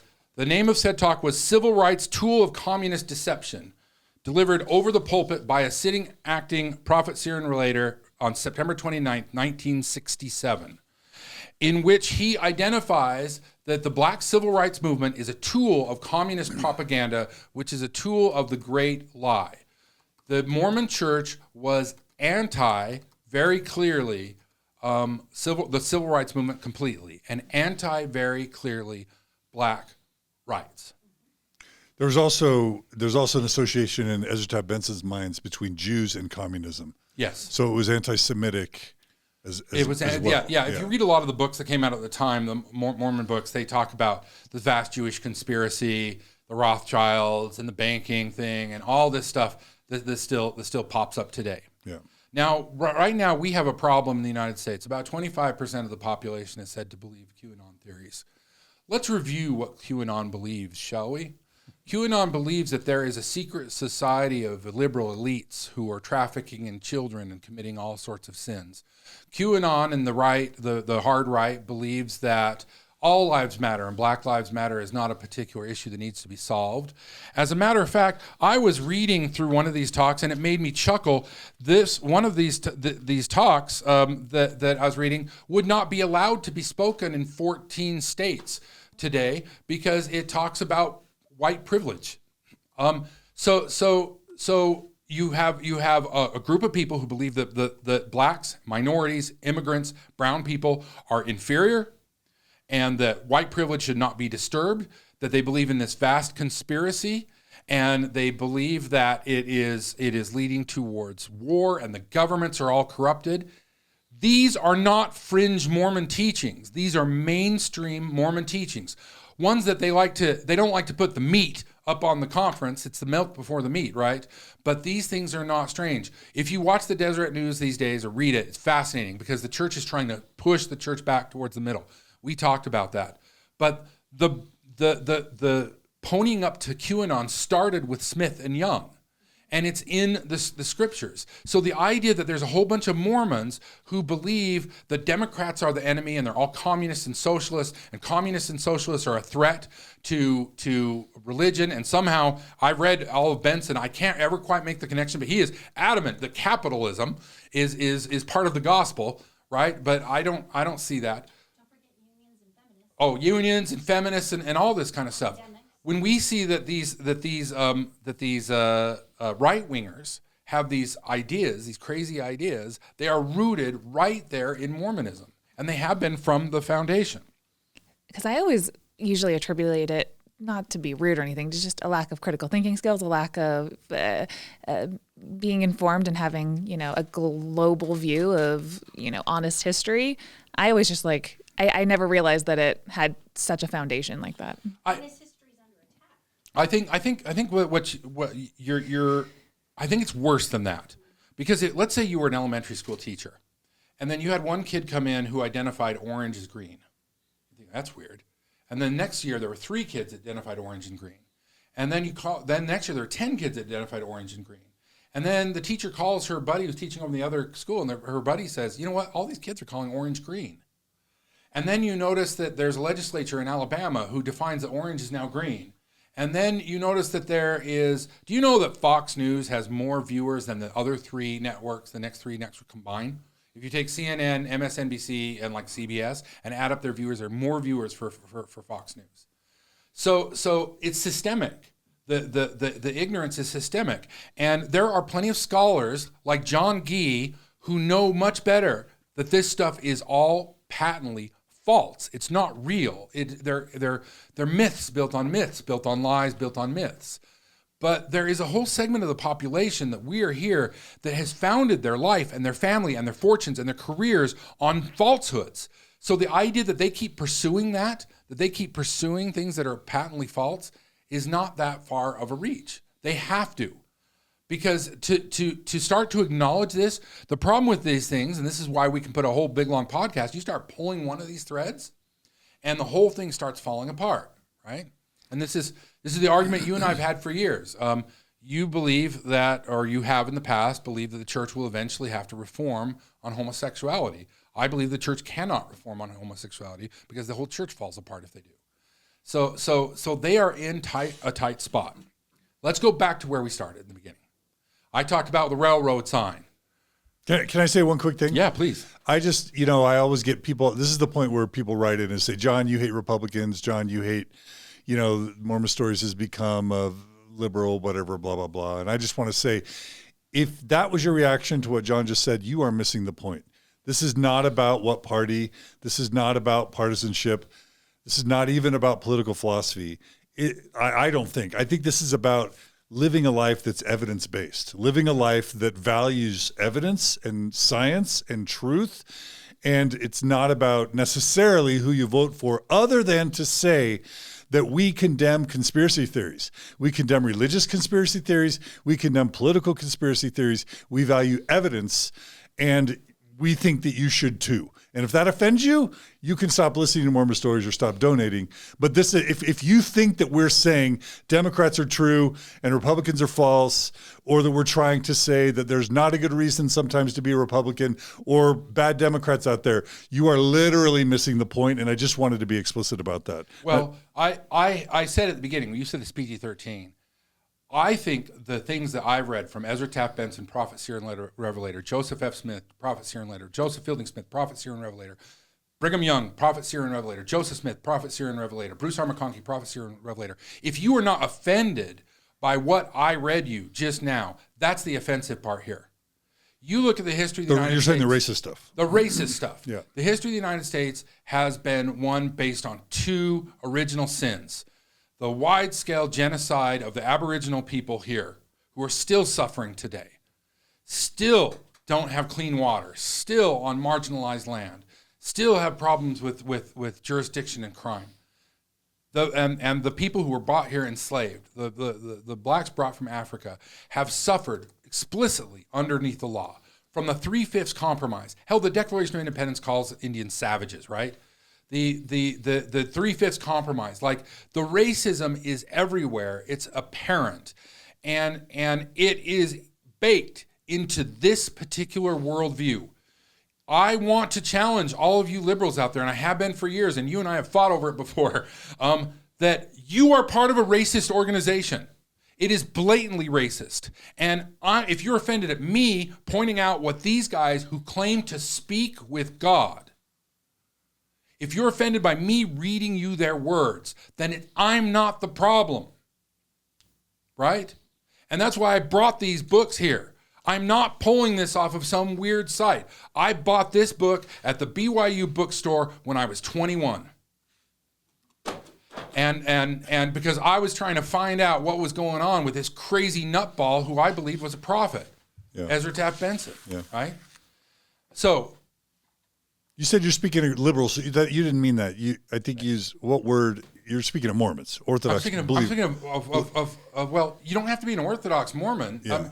You'd middle road Mormon. If you believe the Pearl of Great Price in the Book of Mormon or Scripture, you got a problem. Yeah. You got a big problem. Yeah. Because they are blatantly racist.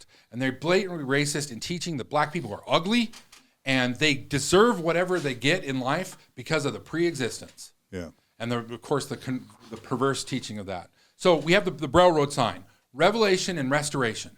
I've used the example before, and forgive me for using it again. If I have a calculator that is right 99% of the time, but 1% of the time it spits out the wrong answer, that calculator needs to be destroyed. It has no value.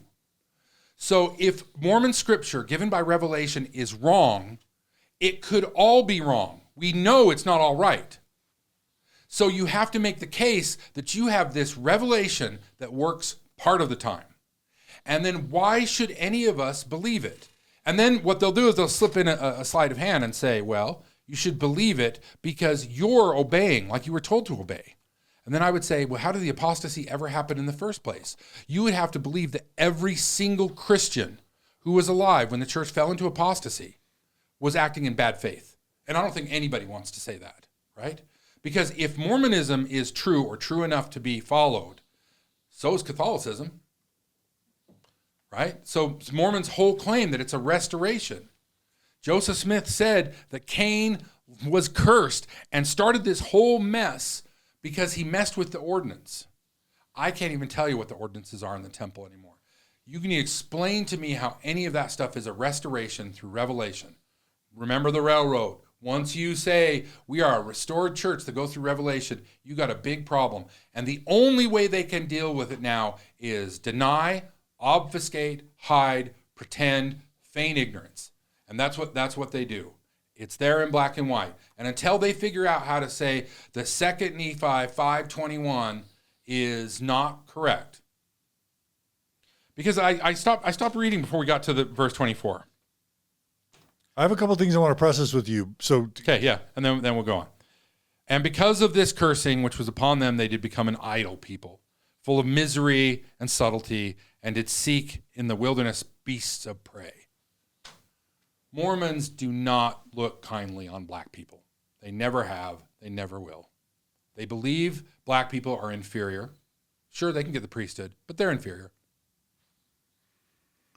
And it's ironic because now that the church, the Mormon church, is collapsing and shrinking in Western Europe, in developed Asia, even in Latin America, but definitely in the United States and in Canada, Africa is the Mormon church's last hope at statistical continuity, right? We're totally super. There's an episode recently on Mormon Stories called The Future of Mormonism with Roger Hendricks, and he talks about how the church came up with this innovation of pathways, which is we'll take the BYU education, put it online, and provide it super cheap to people who join the church, and we'll provide it to third world developing countries and specifically Africa, and that will be our value proposition to just educate, people in developing countries. But Africa, it's ironic because, they say the last shall be first or the first shall be last, or I don't know the right thing to invoke here.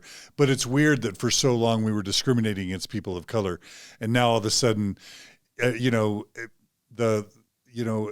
church is leading with people of color as their PR face, because we don't want to look bigoted. We don't want to look racist. And Africa, literally, if you look at, I just went and looked just a couple of days ago on the list of new stakes that are being opened, stakes and districts and missions that are being opened up, over the past year. Mm-hmm. And I think 1 out of every 2 is in Africa. It doesn't surprise me. And this is not just a Mormon trend. This is an evangelical trend. Yeah. And if you read, I'm fascinated by evangelicalism. I read like Christianity Today and all those magazines. There's a real war in there going on because of the MAGA anti-immigrant, anti-black. Let's just call it what it is.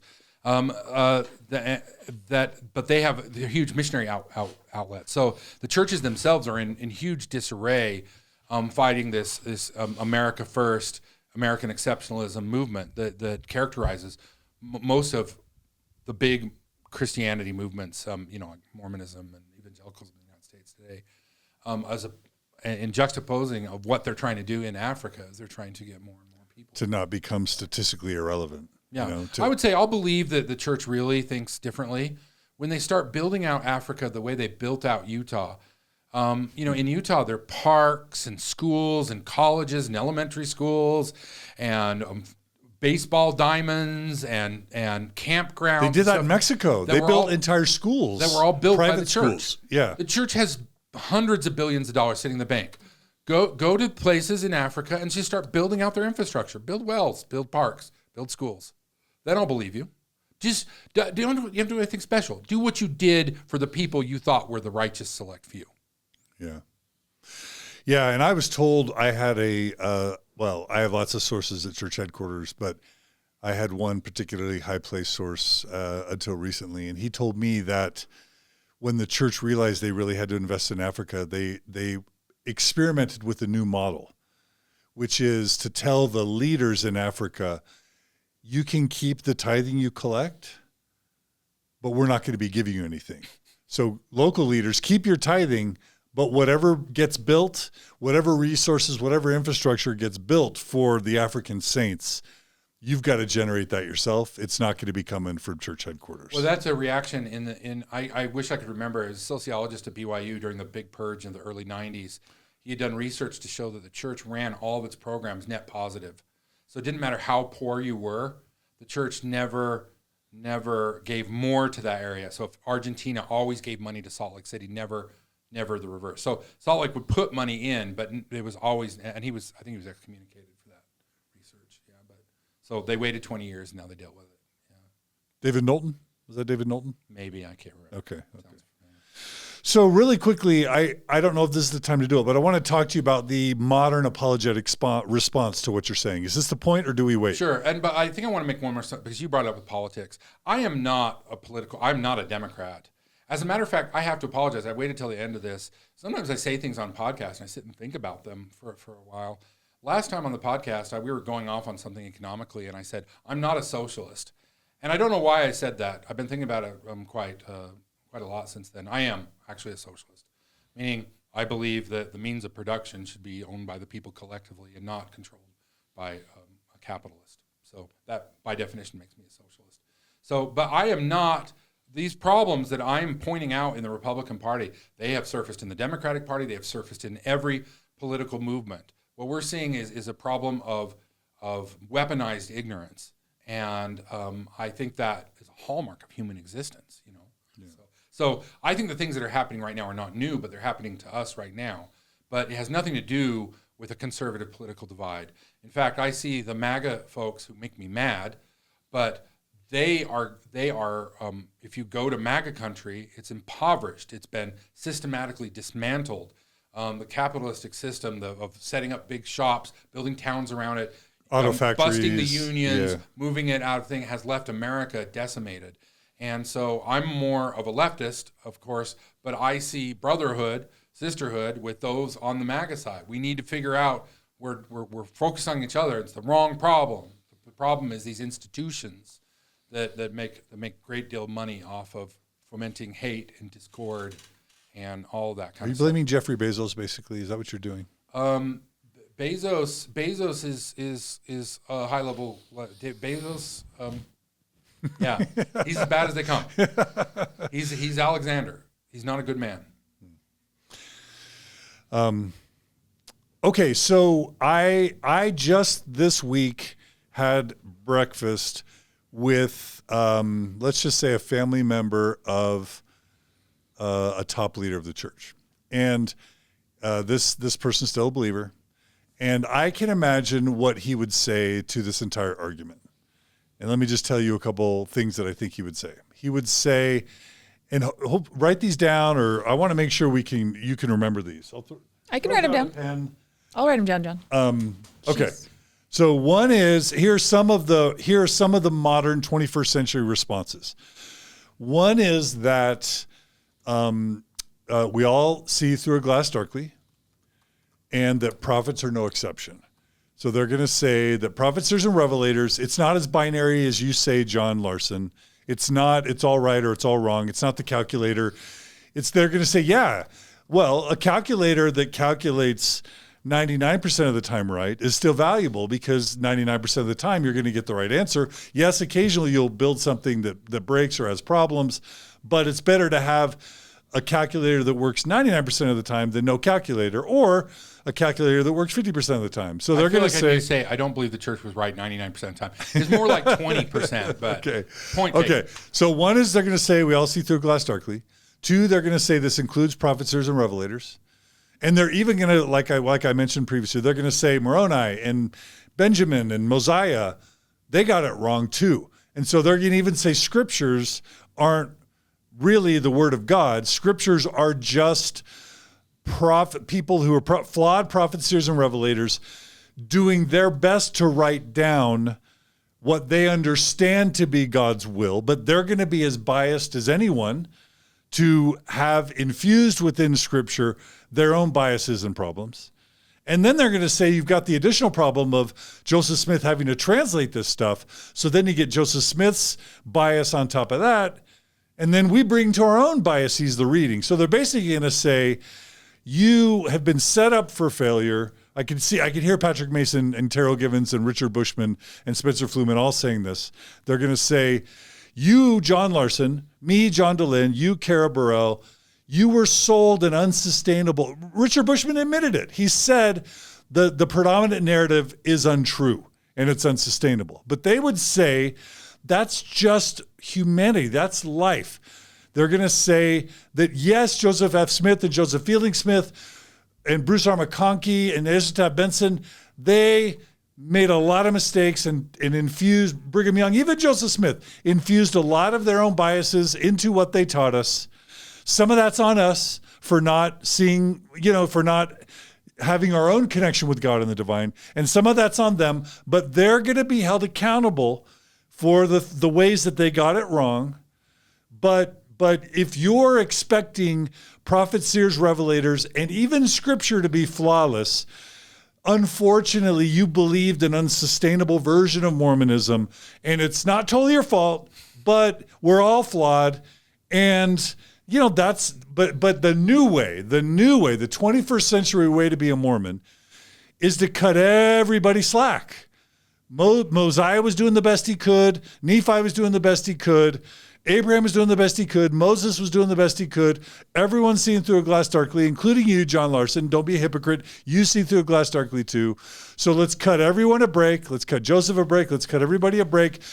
And they would say, we're still better off. We're still better off because Mormonism makes you be a better dad, be a better mom. Mormonism helps you raise slightly better kids on average. We're good people. We do good. So that's kind of one strain that I'm channeling my neo-apologists and 21st century neo-apologists to kind of respond to. And then there's another strain, which is everyone got it wrong. The only real important thing that ever happened in Mormonism is authority and ordinances. That you can throw all that garbage, scripture away, all that Joseph Smith speculating and Brigham Young speculating and all this, even Book of Mormon stuff and Book of Moses, none of that's really important. What the only thing that's important are like the world is like this symphony, and Mormonism plays one role in the symphony, and it's to have authority and ordinances. Like that's our unique contribution to the world. This is how it's all retreated. That without us, there wouldn't be authority and ordinances, and it's the saving authority and these saving ordinances that seal and bind families together. That's going to get us all back to God. That is Mormonism's defining contribution, and that's our role to play. We're no longer better than the Catholics. We're no longer, we're doing ecumenical. You go to the Maxwell Institute, half of those dudes are like trying to get along with Muslims. They're meeting with my dear friend Chris, who's an evangelical minister. He's oh my gosh, he's gonna be so frustrated at me. He's speaking in tongues. What's the church that speaks in tongues? Charismatics, the Pentecostals. My dear friend Chris, he's hanging out with the Maxwell Institute folks. They're reaching out to Baptists. Who's the guy that used to lead the BYU religion department for so long? He's all about Danny Peterson? No, the religion department. It's all about ecumenical outreach now, right? It's all about making friends with our evangelicals and our Catholics and we're all part of this great grand symphony. And Mormonism's one defining contribution is authority and ordinances and the sealing power, and everything else is kind of negotiable and not important. So that's kind of what I think they're saying today. Terrell Givens would say that Joseph Smith was an inspired syncretist, that his gift was taking 19th century wisdom and understanding and infusing that with divine revelation. That's a feature, not a bug. Anyway, that's where we are now, and that's the modern narrative now. And I just want to know how you would respond to all that. What a cynical, nihilistic, dark pile of shit you just laid out right there. I can't even where to start taking that apart. So first of all, restoration. The whole point of Mormonism is that Joseph Smith restored the gospel. If it's not a fucking restoration, it's nothing. It has nothing. It has nothing to offer. The old cartoon, Futurama.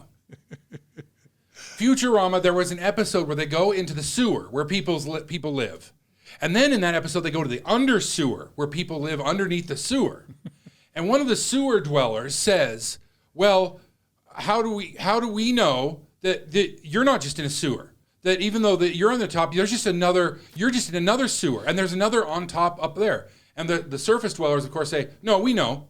We're on the top. And I go, how do you know? There's always another sewer. No, we're on the top. We know. There's no sewer above us. The idea that we all see through a lens darkly is complete and utter nonsense with not even any philosophical basis. I want to hear the proof for that, right? Because it's such a nihilistic view of life. It says nothing matters. There's no truth. There is no objectivity. There is nothing we can figure out. There's nothing we can know. So you know what? Like, Mormonism is just as good as anything else, which it's fucking not. Let's take the history of Mormonism. Where were they on? Let's go through the history of the world. Where were they on the Civil War? They were with the South, right? They were for slavery.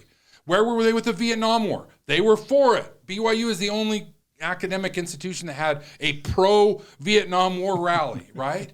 And we can go, what happened when George Bush said, oh, there's yellow cake, and we have to invade Iraq? Hinckley got up and said, we need to do whatever our leaders say, right? What poppycock is that? What a bunch of horse shit. What do we go through and say, you know what, we had a lot of Nazis, this is true, that were Mormon, and it's okay, they were just following along with everybody else. The idea that the things that the church says are somehow common beliefs. The Civil War in 1860 was widely supported. In the years leading up, slavery was widely condemned. Slavery was an issue at the Constitutional Convention. The founding fathers were split on it, but of course most of them were slave owners, so it went through. But the idea that somehow no one could have known that we shouldn't be enslaving black people, no one could have known that we shouldn't be slaughtering Indians, no one could have known that these wars would turn out into nonsense. How about women? You'll throw women in Oh there? yeah, oh Jesus Christ! No one could. Yeah. The idea that they're just they're like laced in villainy. And I will throw down and say, we can know the truth. I can know exactly what Ezra Taft Benson said. There's no looking through a glass darkly when I read this book, right? They won't read this book. I guarantee you Terrell Givens does not have a copy of An Enemy Hath Done This on his shelf, because he is systematically ignoring this. And for him to point at other people and say, well, you're ignorant too. Fine, tell me where I'm fucking ignorant. Come after me. You tell me where I'm wrong, because I'll tell you the one thing that I can show in my life is when I am wrong, I change my view. Let any of you guys do that. So you don't get to play the card, because what happened, to use an extended metaphor, is it's true. I may not understand physics, but I believe that some people do. Are they going to change some of their beliefs about physics now in the next 100 years? Absolutely. But what the church did is it set up a university. And it put in professors of physics and professors of chemistry and professors of history who don't know chemistry and don't know physics. And they're like, well, you can't blame us for setting up a university to teach an alternative physics. We were just flawed men. They were flawed men who declared themselves prophets, seers, and revelators. Now, let me drop some real truth bombs on you. God is not talking to anybody. And anybody who says that God is talking to them is either a charlatan or they have mental problems. So every man and their men running the church is either a fucking liar or they're mentally deranged. There is no common ground. Because if you use your Terrell Griven stuff and they say, well, it's true that I'm putting my hands on your head and giving you a blessing and telling you the word of God. I'm deciding that you should be in this column and that you shouldn't get married and you should be excommunicated and your families.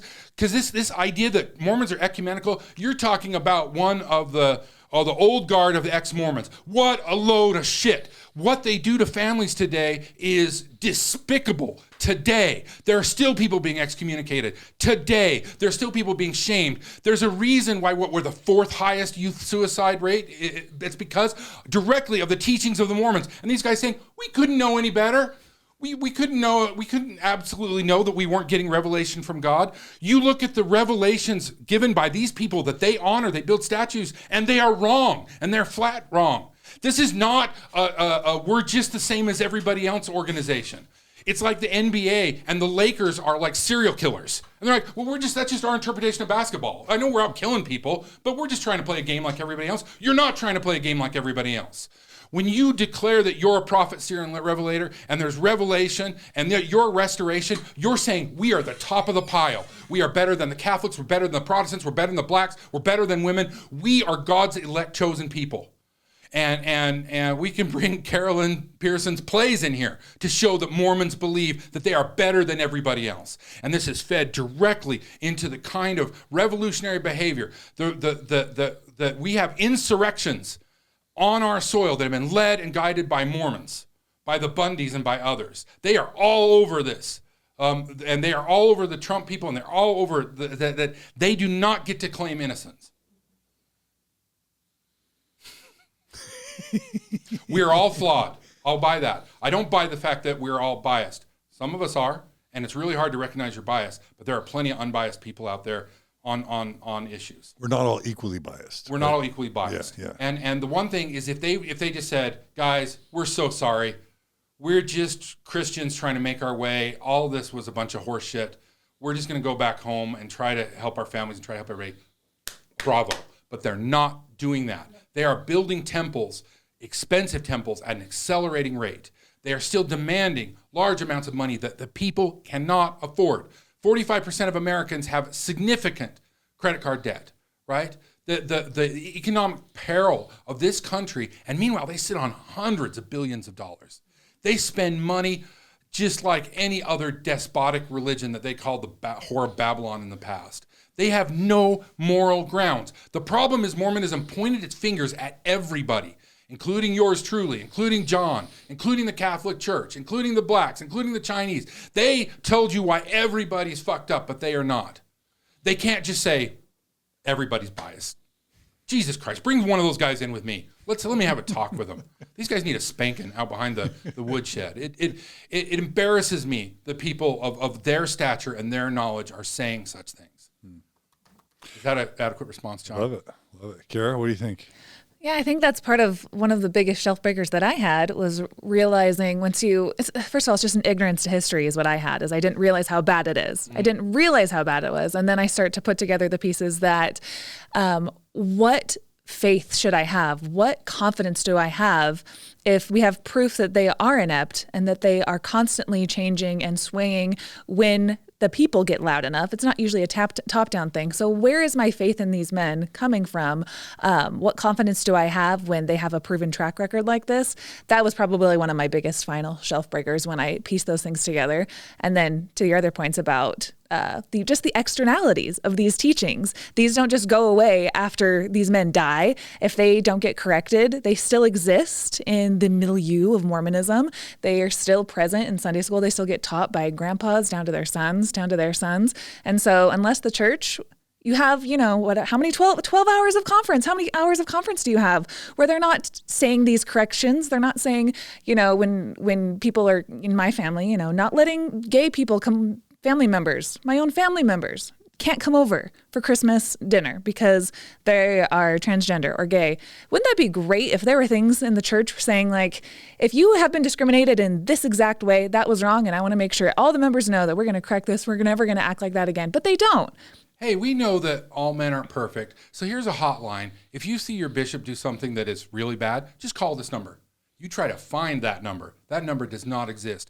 If the church really are just men trying their best, then give us a route to help them.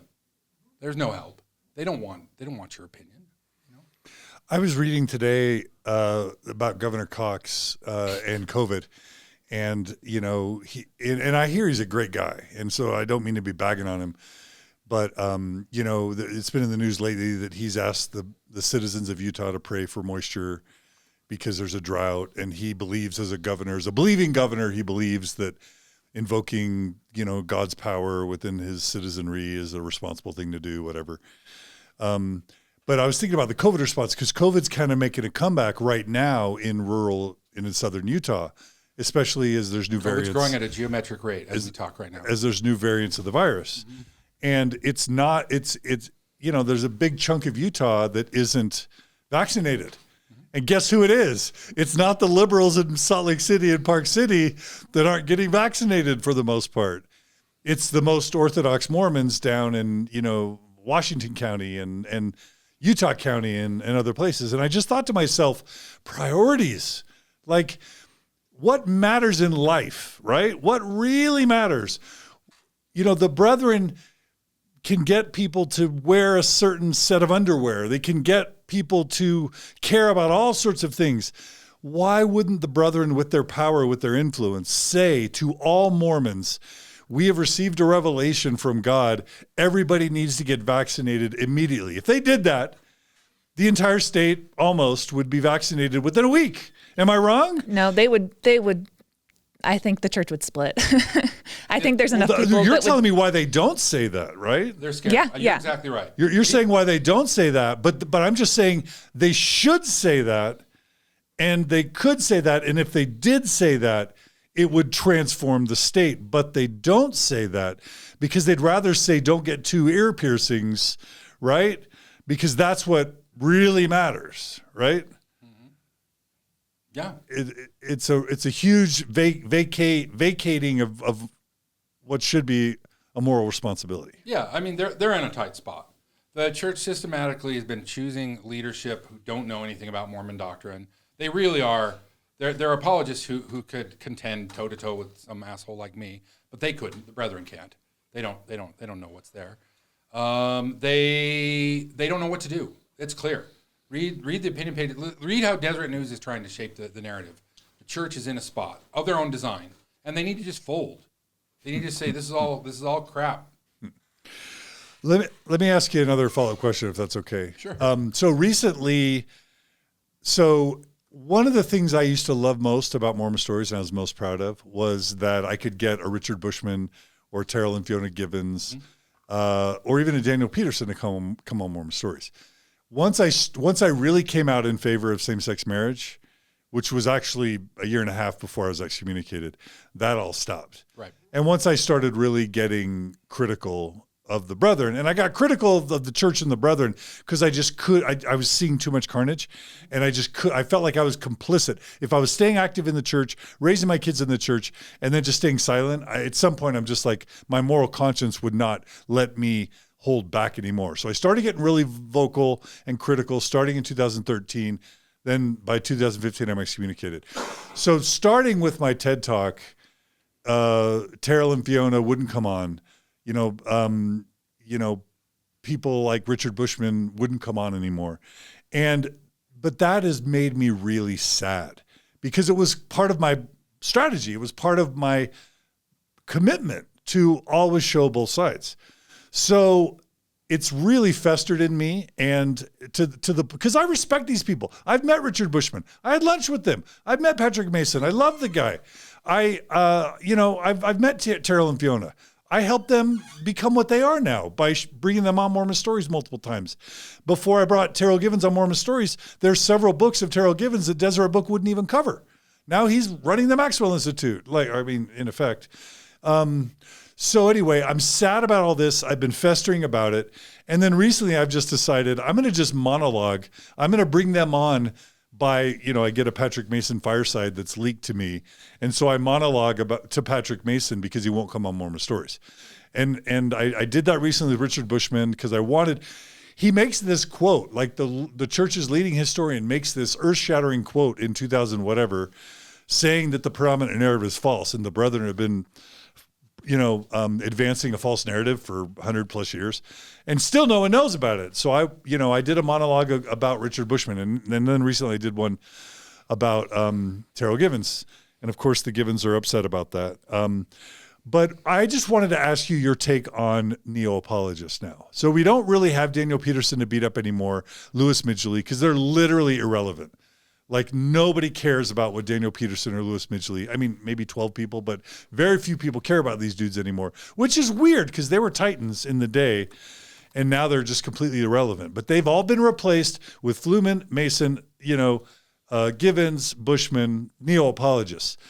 And I'm just curious what your take is on the neo-apologists and their position. There's one take, which is I talked to David Abakavoy recently, and his take was they're important because they're the soft landing. They're the soft landing that a doubting questioner Mormon can sort of land in as a way station to them being out. If they don't have a soft landing, they may be more inclined to stay orthodox and rigid.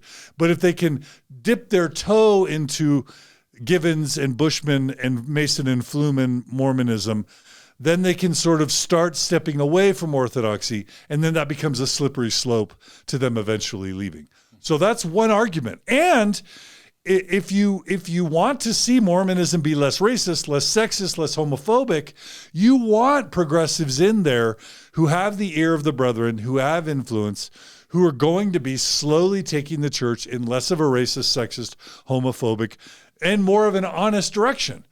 So the one hand is neo-apology, and I'm being binary on purpose to then invite John to give a response. But it's not because I see the world in black and white. I don't.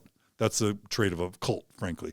So, but let's just say neo-apologist good because slippery slope and civilizing and improving the church from within. Neo-apologist bad is they're enablers. They're allowing the brethren to never have to apologize. They're becoming the spokespeople for the people who really should be standing up and explaining all the harm and the damage that's been done. They're becoming like the press. They're like on what's the movie with the Mockingjay? Help me out, Carah. What's the Hunger Games? They're the spokespeople for the real power brokers that are putting lipstick on a pig. They're speaking for the power so that the power doesn't have to speak for themselves. They're enabling and they're providing philosophies and justifications and nuance that's allowing people to say, well, okay, if it's Bruce R. McConkie Mormonism, I got to leave. Oh, but I can just do New Order Mormon, progressive, Terrell and Fiona Givens, Patrick Mason Mormonism, and that's a more humane Mormonism. It's less sexist, less racist, less homophobic, and I can do Mormonism. I don't have to leave. I can just do neo-apologetic progressive Mormonism.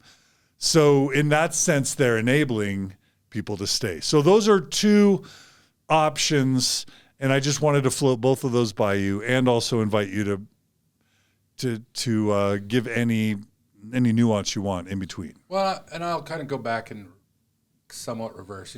There are people who you can see things without bias, but we're all flawed. We're all very flawed human beings. We're all greedy. We're all selfish. We're all dicks. All of us, right? That's a part of our DNA. It's clear. The Mormon Church is not true at all. There's nothing in the narrative about Mormonism that is real.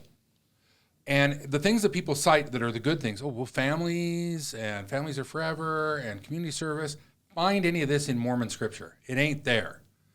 Because taking care of families is a human trait. Find me a society that doesn't take care of their own family. They all do. That's like a human universal. So when people explain to me why the Mormon church should stick around, they just name off universals, right? I belong to a place. We have a community center. I know my neighbors. I like, oh, okay. The Russians love their children too, right?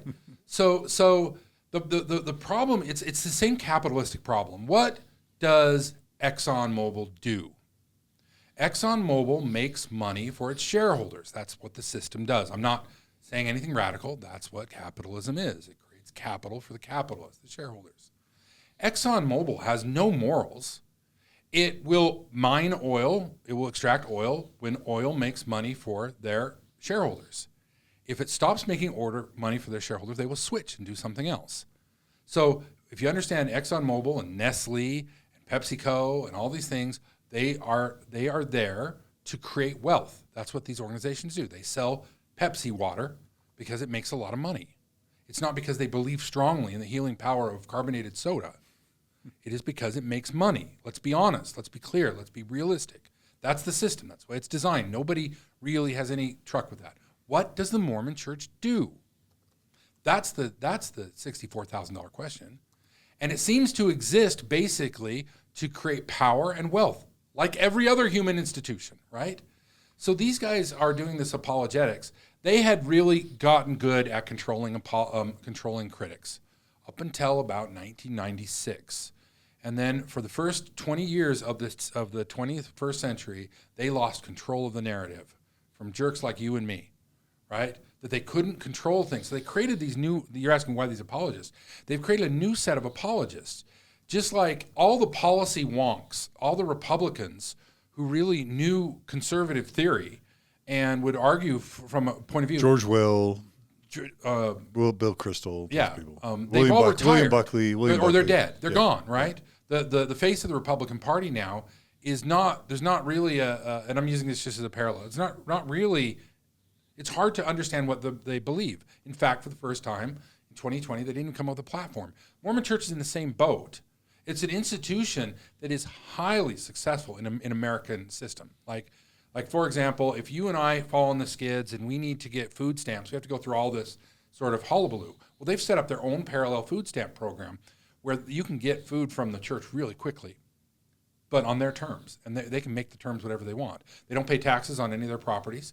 They have all sorts of businesses. They have set up inside this system where they deliver some things to people, but nobody's getting back from the church what they're putting in, right? However much the tithing check, it grows and grows and grows and grows. So I say the church is what the church is, and it's basically a wealth-creating organization. So these apologists, there's nothing to apologize for because there's no there anymore. There's nothing that's fundamentally Mormon. What is it? What do Mormons believe? No, who knows? Like Jesus. Now it's Jesus. Because I just laid this thing down. There are very few Mormons who actually believe all this, right? That they believe that all this, that are racist. No, nowadays Mormons are in the position of having to say, oh, that stuff Joseph Smith revealed doesn't really matter. What really matters is Jesus. And then it asks, well, then why did we need Joseph? Why do we need Joseph at all? We had Jesus before Joseph, but now with the logo, with Russell M. Nelson, with the logo, don't use the word Mormon anymore. Right. We're retreating to Jesus because that's the only relatively safe place we have to retreat to, Right. which then begs the question, why do we need a restoration at all? Yeah. How can I be biased against Mormonism? I'm only biased against historical Mormonism. I don't know what Mormonism is today. Yeah, and all of this irony is that you know the church is true by using your intuition, by using your intellect to then come to a meeting place where you pray on it and you study it and you feel like it's true. But then anything that doesn't feel like it's true, you just get to throw that out. So can we just skip all this down? Can we just use our intellect always and not have to bother with all of this other stuff that gets us bogged down in racism and sexism? Let's just always use our intellect and our intuition. Hey. Yeah, let's just skip to the good part. Take care of your neighbors. Try to love one another. Love your family. Take care of your Look family. at people who are less fortunate. The people who are suffering because they can't get dental care, because they can't get health care, because they can't afford education for their kids, who are drowning in debt, who are losing their homes. Like, these are the real problems we're facing today. The insecurity of our supply lines, food security, climate change that is ruining people's homes and livelihoods. These are the real problems we have today. We don't need Joseph Smith on any of these. As a matter of fact, it's really fascinating. This was the restoration for the last days. We carried around those plates for so long, and it has very precious little to say about the problems that we're facing today that we weren't facing. You know, like Joseph Smith was born and died right before the Industrial Revolution really took off. So we don't really have any like guidance for how to live in a highly capitalistic, highly competitive, post-industrial society that is polluting and destroying. You know, like the church just has nothing to say. So I don't think about church very much because they're irrelevant. They're a way to extract money from a lot of my neighbors. They're super rich and powerful, though. That's the thing. They're not irrelevant. They're super rich and powerful. Well, irrelevant in the long scheme, but you're right. They are. They're intellectually irrelevant. Yeah. So you know, if I was to try to debate Mormon theology with somebody have to first define Mormon theology, and we can't use any of the sources. But that's so. Just to bring it back to neo-apologists, they're not talking about theology. They don't care. They don't care about. They're more redefining words. Yes. So when neo-apologists meet today, they'll have a 3-day conference at Utah State University on what the word translation, other meanings for the word translation, because that's the type of work they're doing. What's your commentary on that type of work? Keeps people busy. It takes the smart people in the church and gives them something to burn off their smart calories on. You have to be pretty intelligent to be an apologist. They're not dummies. Because it takes a lot of reasoning power to reason around the circles they are. Like those are no small feats, you know. Are they doing more harm than good or more good than harm? I think. Or do you even know? Are you smart enough? If they're doing good, they're doing good. Good is good. Good is not what the church tells us is good. Good is good. And let's just agree. I'll agree with you. Let's use Jesus' definition. Let's take how Jesus defines what good behaviors are. Jesus dismisses like the monetary system, says that's Caesar's. Render unto Caesar what is Caesar's. Render unto God what is God's. He routinely pulls out of the economic system. You know, Mormons are giving money and involved politically and whatever, but Jesus condemned that behavior, right? Jesus hung out with prostitutes, tax collectors, and people he hung out in Samaria, right? He was amongst the unwashed, the unclean, the people who were dismissed.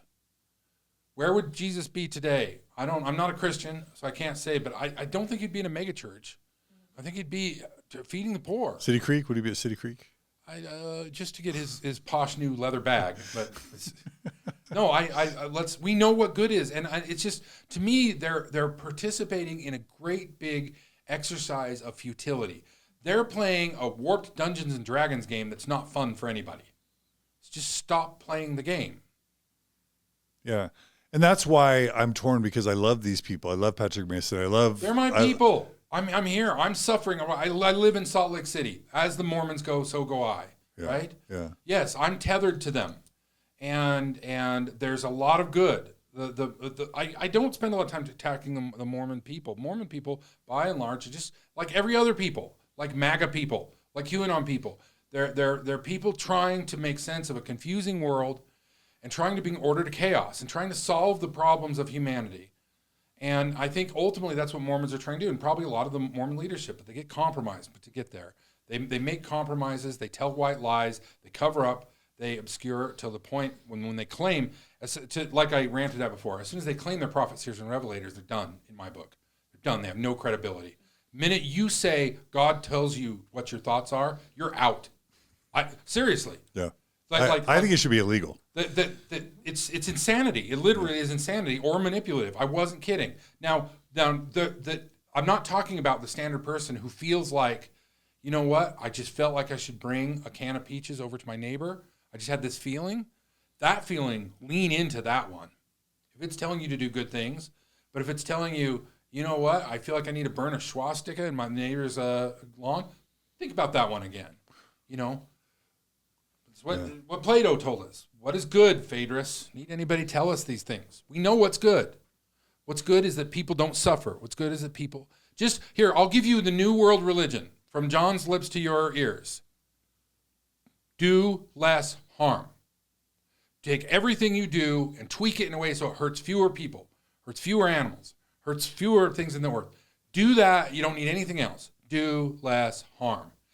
So are these guys who write their books and go on the talk circuit and shill for these organizations that are taking a lot of money away from people who can't afford it, are they doing good? Not in that aspect.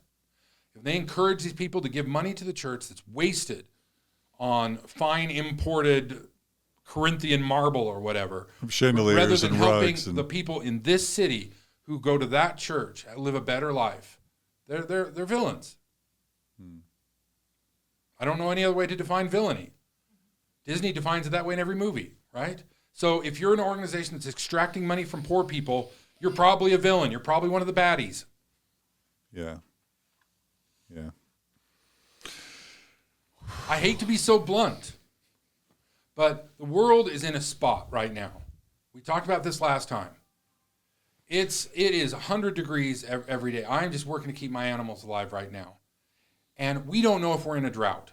Yeah, Oregon had people aren't following it, but the Pacific Northwest was in the 110s. There's a town people were in dying. Canada People were dying and topped out at 119 and then burned to the ground. I use the example of Utah. do you think that's global warming? It's clearly global climate change. Yeah, yeah. Was it the train that came through the town and? Well, the burned the town down. Yeah. I don't know. Okay, sorry. God's wrath or what it was. I use the parable of Utah Lake. 30 years ago, Utah County built around this beautiful freshwater lake. Boats, water skiers, fishing. It was a recreational spot of Utah County, which of course is the seedbed of Mormonism. The lake is dead. It is toxic. You can't go into it. You don't want to put your boat in it. If you put your boat in it, you can't go anywhere else. It has toxic algae blooms. Everything dies. The lake died underneath us. And we just pretend it's not the case. The Great Salt Lake is going to be gone within 30 years, probably within 20. That means the brine shrimp that grow only there are going to be extinct, right? The birds that come through and land that fly from Canada down to South, they're we're not, to say is global climate change real? It's real. We're in it. We're living in it right now, right? And we need to start taking care of one another. Jeff Bezos made $3.2 billion last week, I read. You know what you could do with $3.2 billion? Yeah. Yeah, and the Mormon church is going to be $1 trillion church if it's not already within the next 10 or 20 years. Yeah, when I have such a hard time because I want to be balanced, and I want to be kind, and I want to be respectful. You don't need to balance with people telling lies. Yeah. We don't need to balance with people who are pushing falsehoods. Republicans and not Republicans, the MAGA crowd, they're human beings, and they're really confused right now. And we need to care about them as human beings, but we do not need to tolerate their nonsense. And this balance implies two views, John. There aren't two views. There's an infinite number of lies, and there's the truth. Yeah. And Mormons, there's no balancing them. There's no balancing them out. Mormonism is not true. Yeah, and I don't want to be we always have this this burden to not be anti-Mormon or to be anti-religious. But there are some unambiguous harms that are going on right now, and you've listed a lot of them. But if I had to net it up, a few of them are, number one, diverting resources from people that need their resources, diverting resources from areas where they could actually do good to repositories where they're just building up and not doing good. But then also it's teaching people to not believe in a scientific empirical worldview, but instead fomenting and continuing on superstitious worldviews that are harmful. And then also taking people's attention away from authority figures that could, let's just say the head of the NIH or whatever. Who's the guy, the pathology guy? Fauci, right? Fauci, yeah. Taking our attention away from people who actually are authorities in ways that could really help us to people that really have no business being authorities. And then also with this eschatological sort of end times theology, which is always with us, it's basically teaching people to think that now doesn't really matter because Jesus is coming any day. It's the end of the world. And so we don't really need to take care of what's going on right in front of us. Mm-hmm. And by the way, if the brethren aren't telling us, then it's really not that important anyway. Because Jesus is going to hit the reset button. Yeah. Yeah, those are all, and I'm sure there are others, and then it's the bigotry. It's the racism, sexism, the homophobia, the patriarchy, all that. All of that, those are unambiguous harms that not just Mormonism, but many different forms of superstitious worldview, conspiracy theories, religion, they're all fomenting material significant harm. And so I don't want to be anti-Mormon, I don't want to be anti-religious, but those are significant harms if you care about civilization, if you care about humankind. It seems like you have to acknowledge that religion and Mormonism are perpetrating significant harms against the human race. The term anti-Mormonism is a bogus term created by them. Okay, yeah. I am for good and I'm against bad. Okay, so if you do good things, and we could have a whole podcast on what is good. I'll be happy to give you a morality lesson. If you're doing good things, great. That's a good thing. If you're doing bad things, bad, right? And all the other substructure is just a construction. It's not real. It's not. There is no Mormonism. You can't be anti-Mormon because there is no Mormonism. These are just a bunch of stories written by people who created systems and perpetuated them. There's nothing there, right? It's kind of like if people believe there's two moons and one's always behind us and they can't see it. I'm not anti-second moon. I'm just saying there's no moon there. There is no Mormonism there. This is just a bunch of guys trying to get people to do things. Hopefully they try to get people to do things. So Mormon church gets credit whenever they do anything good and no credit when they do anything bad, and they get nothing for stating they're Mormons, either good or bad. That's nothing. It's not real. It isn't a thing. Just because a whole bunch of people believe it, it's not real. If we were all to die right now, except for one person, and then the world was repopulated again, they wouldn't come up with Mormonism ever again. They'd come up with new brands of crazy because we're human beings. Yeah. Another unambiguous harm that I just thought of is the amount of time and talent that's just wasted on like temple work for the dead, or genealogy, or kids worrying about whether or not they masturbated, and adult men going to addiction recovery programs, 12-step programs, and marriages, just wives hating their husbands because they caught them touching themselves or whatever. Like the massive amount of unnecessary harm, pain, and suffering, and catastrophic, colossal wastes of time of paying attention to who ministered to who, and all the missionaries out there, instead of delivering clean water and immunization and literacy to the masses, they're like on Facebook trying to find a way to manipulate somebody to take the missionary discussions, to learn all the nonsense. It's a catastrophic waste of time and money that could be used towards actually and the irony, helping I think, as well, is like that Mormons always claim to have an eternal perspective, that all of that makes sense in an eternal perspective. We should focus on the myopic bullshit of all these little different things that determine your eternity, your family's eternity of these sealing powers. So we need to focus on those so that we can have an internal perspective where, John, you're talking more about like, we're here, we're now, we're burning the planet alive. People are not able to get healthier. They're not able to actually live a harmless life here because we are focusing on these things when there's a higher, better law that religious or not religious we could come together on, right? Yeah. We're also kind of undermining whatever scrap of democracy we have left. Like I was a political science major. I care about our country. I'm not an American exceptionalist. I don't think we're better than other countries, but I think we have done good and bad, a lot of bad, but also good. I don't want to see us have anarchy. I don't want to see us have a despotism or go back to monarchy. So I care about our democratic republic. And for the first time in my life, the past couple of years, I was really worried for our democracy. I was seriously worried for our democracy. Yeah. And where's the revelation? Where's the leadership on saving our democracy, leaders? The biggest threat to democracy right now is ignorance. Yeah. And revelation should be the exact polar opposite. Here, prove it. You're the Church of Revelation. We are in desperate need in the world today of revelation. Desperate need. The church needs what the Mormons claim to be. I mean, the world needs what the Mormons claim to be now more than ever. So if they are who they say they are, and I am wrong, fix it. Show us.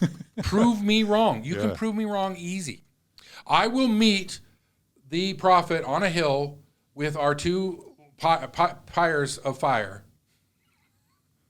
And I believe there is no God, so they won't light mine on fire. But he can get his lit on fire if he wants. Prove it.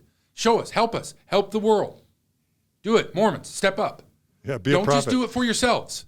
When I drive by those granaries, I know I don't have any access to that. Do it. Help us. Help society. Be Christians.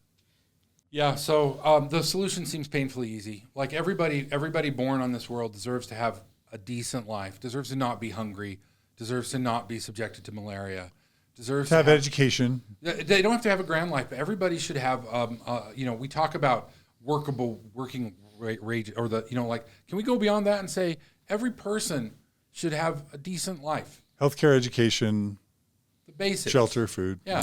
And the argument to that, as I found out from my family this weekend, is you just want to punish people for being successful.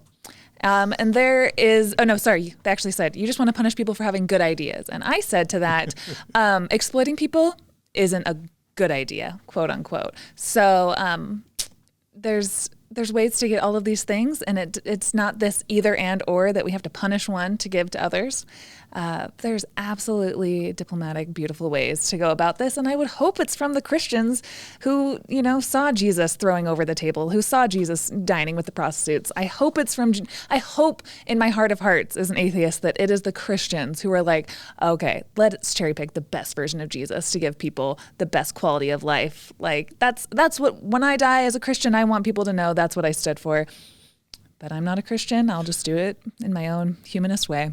So I'm gonna get viewers and listeners that are like, John, I was loving it when you guys were raging against Joseph Smith and the falseness of the Mormon Church. But as soon as you got political, as soon as you brought it to the modern day, you lost me, because like now you got political and now you're just ranting about current events. And I'm gonna get that. And I'm gonna give my quick response and then I want to get yours. Like, I just want to ask you, why does any of this matter? Like, do you think I'm doing Mormon stories because I just want to talk about Joseph Smith more? That I just want to analyze Mormon church history more? Or do you think that I'm just doing this because I want to just hate on church leaders? Like, no, none of that really matters. What really matters in life is the well-being of us, I think life, whether or not there's a God, it's a miracle that there is conscious life. There's a miracle that there's life at all. And then there's a miracle that there's conscious life that can have language and love and families and civilization. It's all a freaking miracle. Even if there's no conscious force behind it, other than just this happened, it's a freaking miracle. And so in that sense, I am a humanist. I care about humankind and I care about animals as well, and plants, and just the fact that we have right now this spinning orb that's supporting life for however fleeting moments, it can, right? I want to see that continue because it's cool. It's cool. So if we just stop at Joseph was a dumbass, if we just stop at the Book of Mormon is clearly a fraud, you're not all the way there. Like the way that it needs to take a few more steps to, oh my gosh, life is precious. People and life matters. Civilization matters. How do we make it better? And so if you just want us to just only end at the brethren are dumbasses and corrupt, you're missing the point. The point is that we figure out how to make a better world. And so if you want us to just never get political or never talk about things on a broader scale, then I wonder if you're missing the point. I wonder if you're missing the whole point. Because if the whole point of leaving a high demand religion or cult is just to then follow some other conspiracy theory or to just dwell in some other pocket of ignorance, right? Then what have you really gained? You've just traded stupidity for stupidity. And unless, whether you're a Christian or atheist, I don't care. Unless you're thinking about how to make humanity better, how to make our systems better, how to relieve suffering and promote more joy. What are you doing? What are you doing? I agree with John's rant. 100%. And I would add that we actually haven't been political at all. Politics is the art of like forming coalitions to control government. So Mitch McConnell's a politician. Nancy Pelosi's a politician. MAGA is a movement. It's not political. So MAGA is Make America Great Again movement is really centered on the idea that we used to organize American patriotism around external enemies. We had the Russians or the British or whoever. MAGA is the idea that the enemies are the other side of America. And America right now, their patriotism they love is they don't love what America is right now. They think we're off base. So they have two very fundamental things. The liberals or the Democrats or whatever they want to call them are the enemy of the true Americans, and America right now is already lost and needs to be recovered. That's not a political movement. That's an entire philosophical movement, and it's real and it's out there. So I think it's a part of the reality of the world we live in today. And there's a sleight of hand that people are doing, and it was promoted by the two-party system for a long time that they would just divide up issues. So I'm pro-life, I'm pro-choice. I'm like for the death penalty, I'm against the death penalty. And they just divided the world up, right? And it was very politically convenient for them. You can see whenever a third-party candidate would run, that they would always, the Democrats and Republicans, be the Green Party or be it Ross Perot's party, whatever that was, or they would combine against that third party because it took away their power. But what we're seeing in America right now is not the standard political rearrangement. This is about fundamentally what it means to be American, who has a right to live, and who we should kill. I mean, that's the problem. We're all nervous right now, is the rhetoric has all popped up to the point where we're talking about death and destruction. And anybody who studied American or world history, for as far back as we can see, said we only got about 20 or 30 years between major world conflict, and we're overdue. So it's really super scary. And I don't think that has anything to do with politics. And the idea that if we point out that MAGA or the woke left or whoever we want to make fun of has false beliefs, they definitely do. And that's what I'm saying. I am not part of either of those teams. I am part of seeking after truth and reducing harm and creating a decent life for everyone and saving this goddamn planet, right? That's me.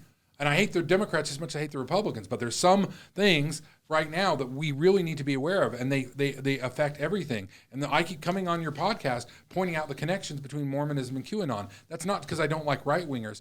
There is a problem in Zion, and me and Deseret News agree that it needs to be dealt with. But I'm saying basically it is fundamental to Mormonism that we reach this point partly in America, partly because of Mormonism, not in spite of it. We are at the QAnon crossroads of 2021 because of Joseph Smith, at least in part. I wouldn't lay it on his shoulders, but he's part of the mess. For sure. Can I ask a follow-up question? Because I think this is very kind of ironic that this was already booked, and I had a lot of these conversations. My family came into town from Ohio and from other parts of the country this weekend, and I had a lot of these conversations. And I'm somebody who 3 years ago, I was listening to Ben Shapiro every day, and I started out in my life, you're born in a Mormon family, so you kind of, not that I necessarily believed right or left ideas, I just kind of started out with this worldview is correct, and I kind of looked with disdain to the other side.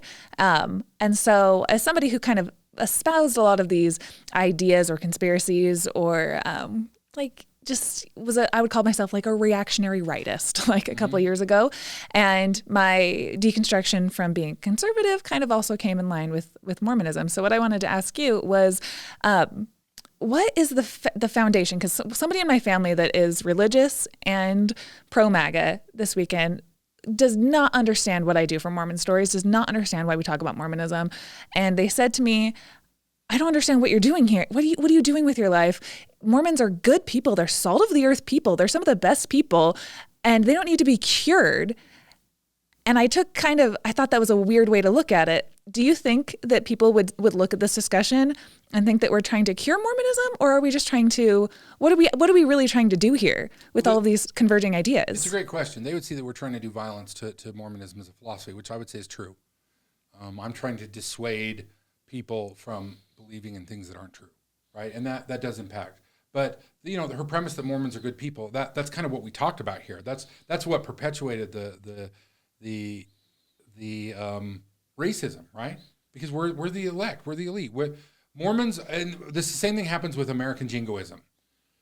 We can look at the Vietnam War that we lost. We can look at the Afghan War that we lost. We can look at all the problems, but they're not really problems because America doesn't lose wars. I was taught growing up that America never lost in school. America never lost a war on the heels of the Vietnam War. So I think sometimes the religion gets around promoting yourself. Well, I'm doing good. Because we know that none of us are good completely. We know deep down we're all a little bit greedy. We're all a little bit selfish. We've all done some things we're not proud of. But if we can say, yeah, but I'm a Mormon and I'm trying my best, then you can pause there without saying, well, does everybody trying their best? Should I really be so mad at the Russians? But it's just a hack. And I find what a lot of these movements do is they give permission for people to investigate, to not really arrive at truth. Like your family, being no different than other Mormon families, doesn't have to study Mormonism because Mormonism is already true. Ergo, there's no point in studying it. So I think for a lot of people, they would look at it and say, why are you doing this? It doesn't need to be done, Yeah, and that my family likes to go back to by your fruits you shall know them, that if you have a completely myopic, confirmation bias of you are only looking for the good fruits of Mormonism, you will find them. But going back to that, universally, people want to take care of themselves, and evolutionarily speaking, we always want to take care of our own and take care of our families. But if you just have this pinhole view of, all these fruits are good, and I am going to put my fingers in my ears to anything whatsoever, and there's a through line there, right? Of a certain type of a conspiracy and an idea about the world that you're on the right side. You've arrived at the right ideas.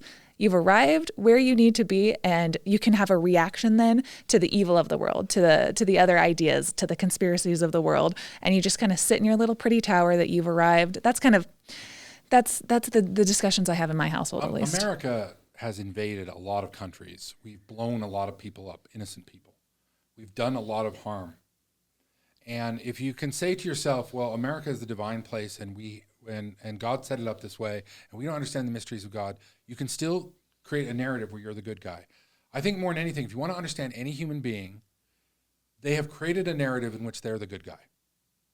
So if you can try to figure out what their narrative is to make them the good guy, then you can kind of understand them. Religion is oftentimes about justifying the cognitive dissonance caused by the harm that's either caused by Mormonism or by American adventurism or whatever it is. And if you can say, well, I've been washed clean from the blood and sins of this generation, and I do my temple work and I pay my tithing and I help I'm a good person. I think ultimately people want to say they're a good person. But I think sometimes, just playing to insiders, just giving money to other rich people or walking the wealth and privilege up, it makes you fundamentally not a good person. And that's one of the big tensions. And that's why these religions and movements keep popping up, because we have to justify why America is using so much more resource than everybody else. Well, because we're exceptional. Yeah. We do it. We have to justify why we created mass genocide to kill off all the people who lived here before we got here. Well, manifest destiny. It was God's will. Yeah. Yeah, that American exceptionalism is spooky stuff. That's another thing that my family said to me this weekend. The rest of the globe has been suffering under it. And I think what's happening now really is an awakening. It's more Americans are waking up and saying, geez, what we did to the Aboriginal Americans was really bad and still really bad. And we have to fix that. Yeah, and there's this difference that I think a lot of people confuse between shame and just acknowledgement, that, oh, you want to shame me, you want to heap shame upon me for something I didn't do, and that if we all just want to move forward, we want to reduce harm, can we not acknowledge? Because from an acknowledgement, you have to be educated. To be educated, that means that you have to take accountability for the systems that were put in place that caused harm in the first place. So if you want to reduce harm, it's this circular, one thing leads to another, leads to another. It starts with an acknowledgement. And if people want to interpret that as shame, that's their loss. But I think that's a brilliant point. You take something like if I point out, well, historians estimate that as many as 4,000 Paiute Indians were enslaved by the Mormons. If I say that to most Mormons, they would take offense at that. I don't know why. I mean, that happened a long time ago. I would not lay that sin on any individual. Should the Mormon Church do reparations to the Paiutes? Absolutely. But that's not because you and I committed a sin. We benefited from that. We benefited it's trying to from equal it. the scales out a little bit. But the problem with religion is it gives this wide tent of offense. If I say Joseph Smith, was banging Fanny up in the hayloft, there's a lot of people get offended. Not because of the way I said it; they'll get offended that way too. But just pointing that out, will to point out that this is what Oliver Cowdery said about Joseph Smith. This is what Martin Harris said about Joseph Smith. This is what these guys who knew him close said. They will get offended that you just even bring that up. And that's what the religious people have to stop being so offended. They have to stop being so needing everything to be right. right. Because they need to recognize that the Mormons were just as screwed up as everybody else, but that makes them not special, and they want to be special. So it's a catch-22. There's no way out of the trap. The only way out of the trap is to stop playing the game. Yeah, and to acknowledge a pattern. Acknowledge a pattern of harm doesn't mean that like you did it, and it just means that, like you said, you benefited from it. And if it's honestly an ignorance to acknowledging patterns, I swear, is all it really comes down, and the externalities of those. For sure, I think it's well said. So, John, turn your head sideways because I want people to see your ponytail. You dirty liberal hippie. So I, we have Mormonism's kind of ruined this idea of what a prophet is. Yeah, go ahead, turn that way again. Show it again. Yeah, you're like John the Baptist. You're like there's this original idea of what a prophet is, which is kind of like this crazy nut in the wilderness who can actually see that we're going down a dangerous road, and they're just basically screaming on this corner of the street saying, hey, we're going to a dangerous place. People should pay attention. That's what prophet originally meant. Yeah, like Jeremiah, the badass prophets. Yeah. Yeah. But we've perverted that now. A prophet is a man, an 80-year-old white man from Utah in a really nice suit with really nice leather Italian-made shoes that manages credentials, who's been part of a major corporation, who basically is a CEO executive of a $1 billion Fortune 50 organization. But you're kind of a modern day prophet, I think. I think you're kind of a modern day prophet. I just have the benefit that I grew up in Mormonism. I was able to see that Mormonism, through a lot of work and through a lot of help from a lot of people, was able to see the problems and flaws with Mormonism, which humbled me on that front. I'm plenty not humble on many other fronts, but I just recognize the propensity for us all to be very, very deeply wrong about things. And I don't hold anymore this pretension that because it was my culture that I was born into, it needs to be superior. And so that's not being a prophet. That's why I push back so hard on your bias thing. I like religion. I read the Bible. I study religion a lot. I just haven't found one that convinces me that I should join it.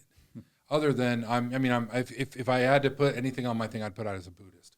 But that's not being a prophet. That's just recognizing things for the way they are, That's why I said on our last podcast, the biggest problem right now is ignorance. And these institutions that profit off ignorance want us to say that way. Yeah. You know? I love it. People say if they see how chickens are raised, they'll stop eating chicken. And I say you have a moral obligation once you figure that out to do so. You need to go see chicken slaughtered, or you need to stop eating chicken. You need to live with your own self. And human beings don't want to do that. Yeah. And I'll just say it again, that if you think that this podcast went off the rails when it started talking about modern issues, contemporary issues, and even political issues and such, global warming, climate change, if you think we went off the rails by getting to this, I'm just going to push that right back into you and say, what do you care about? You know, what is important to you? And what is more important is really condemning dead white Mormon people of 200 years ago. Is that really what's most important? Or is what's most important what we're going to do with the remaining lives and influence and power that we have now? I think that's what's most important. What are you going to do to maximize your joy and minimize your suffering with the rest of the life that you have and for those you love? And do you give a crap about other people who are suffering and struggling? Or are you just going to enjoy your boat now that you don't have to pay tithing, and enjoy your Tesla now that you don't have to pay tithing, and just have a lot of fun with your close friends without any care or responsibility for the world around you? So I don't think this is Mormon Stories getting off the rails. I think this is Mormon Stories being on the rails and trying to also incorporate what really matters today. Let me see John DeLynne's bet and raise him. So here's what I heard John DeLynne say, and he said it last time, that he is nervous that there are individuals who give money. This is not a big, high-scale operation. Trust me, I'm sitting in the room.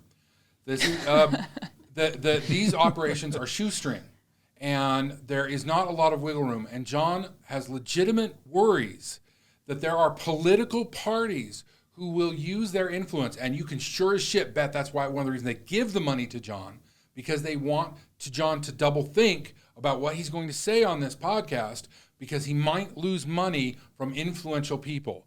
You, dear listener, had that presented before you. Now you have a glimpse behind the curtain. John is nervous to pay the bills because he knows that if he speaks the truth, there are those who will take money from him. You want the truth out there, you need to pay for it. You need to send John money. I'm not kidding. If you think it's important that we don't just pretend that global warming is not real because it's political, and political is not this discussion, you need to send money here. The world is creaking right now under the strain of the billionaires and the fucking Roberts Court, who did Citizens United and made speech money. Everything is suffering, and the only thing you and I can do, friend, is send money to the things that matter. The fact that John worries that the MAGA people are going to take away money and Mormon Stories might suffer, on my call to arms, it's time for you to send in $10. And I think, I did a rant on the insurrection that, and I to be honest, I didn't lose many donors. I lost some, not, let's just say 20 or 30 or 40. Mm-hmm. And probably there's been 10 or 20 people a month that have dropped out. I'm not worried about the money so much. When I think about Mormon Stories, what I think about most is what's our main goal? And our main goal is around the power and the influence that Orthodox Mormonism has on people's lives. That's what I'm laser focused on, because if you can eliminate that, then you at least unplug people from the matrix. And then you give them a chance to start valuing science, valuing evidence, valuing reality, valuing what's around them. And you give them a chance to start basing their lives on what's real and what matters. Now, some people fall into even worse ideologies after that. But when I joke with you about donors, I don't think I have a lot of donors that either they don't care about my politics and still support the mission, or they're just not... Or they're just okay with the politics that are expressed. So it's not so much the money as I don't want Mormon Stories to ever lose sight of its main goal, which is to free people up from undue influence of a religious worldview that is false, based on lies, and that is corrupt in the has modern day sense. implications. So it's more that, John. But we do need donors. We do need support. We do want to keep Carah and Gerardo and Brooklyn all employed so that we can do good. There's more that we could do if we had more support. We could double or triple the good we're doing. So yes, please support us. But I just want to be clear to you. My first concern is that we don't become political at the expense of our core mission, which is freeing people from harmful, toxic, Orthodox Mormonism. Right. And let me say again, I don't like the MAGA movement, but the people in MAGA are my brothers and sisters. We're suffering under the same poverty and constrictions and the elements of the stage of capitalism we're in right now. And it's time for these institutions like Mormonism to come down. But we each have a moral responsibility. Mormonism does a lot of good in the community. And if we tear down Mormonism, we have to do the second part. We can't just, like you've kind of implied, retreat into sort of a lightweight hedonism, and give a couple checks to organizations we support. I'm calling it's time. The world is in a bad place right now. You're acting like a real prophet. You are. It's been in bad places before, and so there's no guarantee. There's no guarantee that science is gonna cure us. We all need to help. It's a time we all need to help. Yeah. Right on. Amen. Yeah, so I don't want to go on a rant right now, but this is actually, I might cry. This is actually really important to me because after my shelf broke in 2019, I was at my most doubled down, most Jesus freak stage, most conservative I ever was. I was actually working for a conservative nonprofit. I was in the most conservative, but I would call it also the most reactionary rightist stage that I'd been in. And I did not like ex-Mormons. I did not like to hear what people had to say. I thought of them as all social justice warrior feminists who were just shrieking at the good trueness of God and, family values, and they just wanted to tear things down. I didn't see their arguments as valid because I saw what people look like, and I judged people. And it wasn't until my husband started leaving and things get loud when they need to get loud, and I needed to start looking into what I was teaching my kids. And that's when I investigated the church's truth claims, and I realized that my life had been built on a lie, and my shelf all kind of broke down one night. And my immediate horror that I've never told anyone is actually not just that the church was true, but also that I was too conservative. I did not, all the second part stuff you're talking about, I was too afraid to confront. I was horrified that, okay, shit, I'm an ex-Mormon. This second, I can never walk in a church building again, but I can never be friends with ex-Mormons because they are so everything that we've just been talking about. I didn't believe and I didn't understand. I judged. I saw with a bad faith interpretation. Always, always, always. That's when I come from a very, Trump MAGA family. That's the kind of, not that I was MAGA, but like that was just the worldview that I was given, and I hadn't confronted a lot of the biases and ideas that were handed to me since I was born, And so my immediate reaction was that I was like, I have to pretend I'm Mormon. There is no life for me outside of Mormonism because no one will accept me.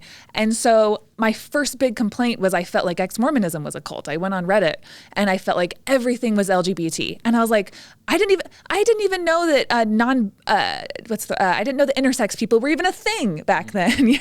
I had too much weight to confront. Mormonism's false, and now I have to confront all these other ideas about biology and trans people and intersex people and why people are gay and systemic racism. It felt like climate change, all these things that Ben Shapiro was telling me were all false.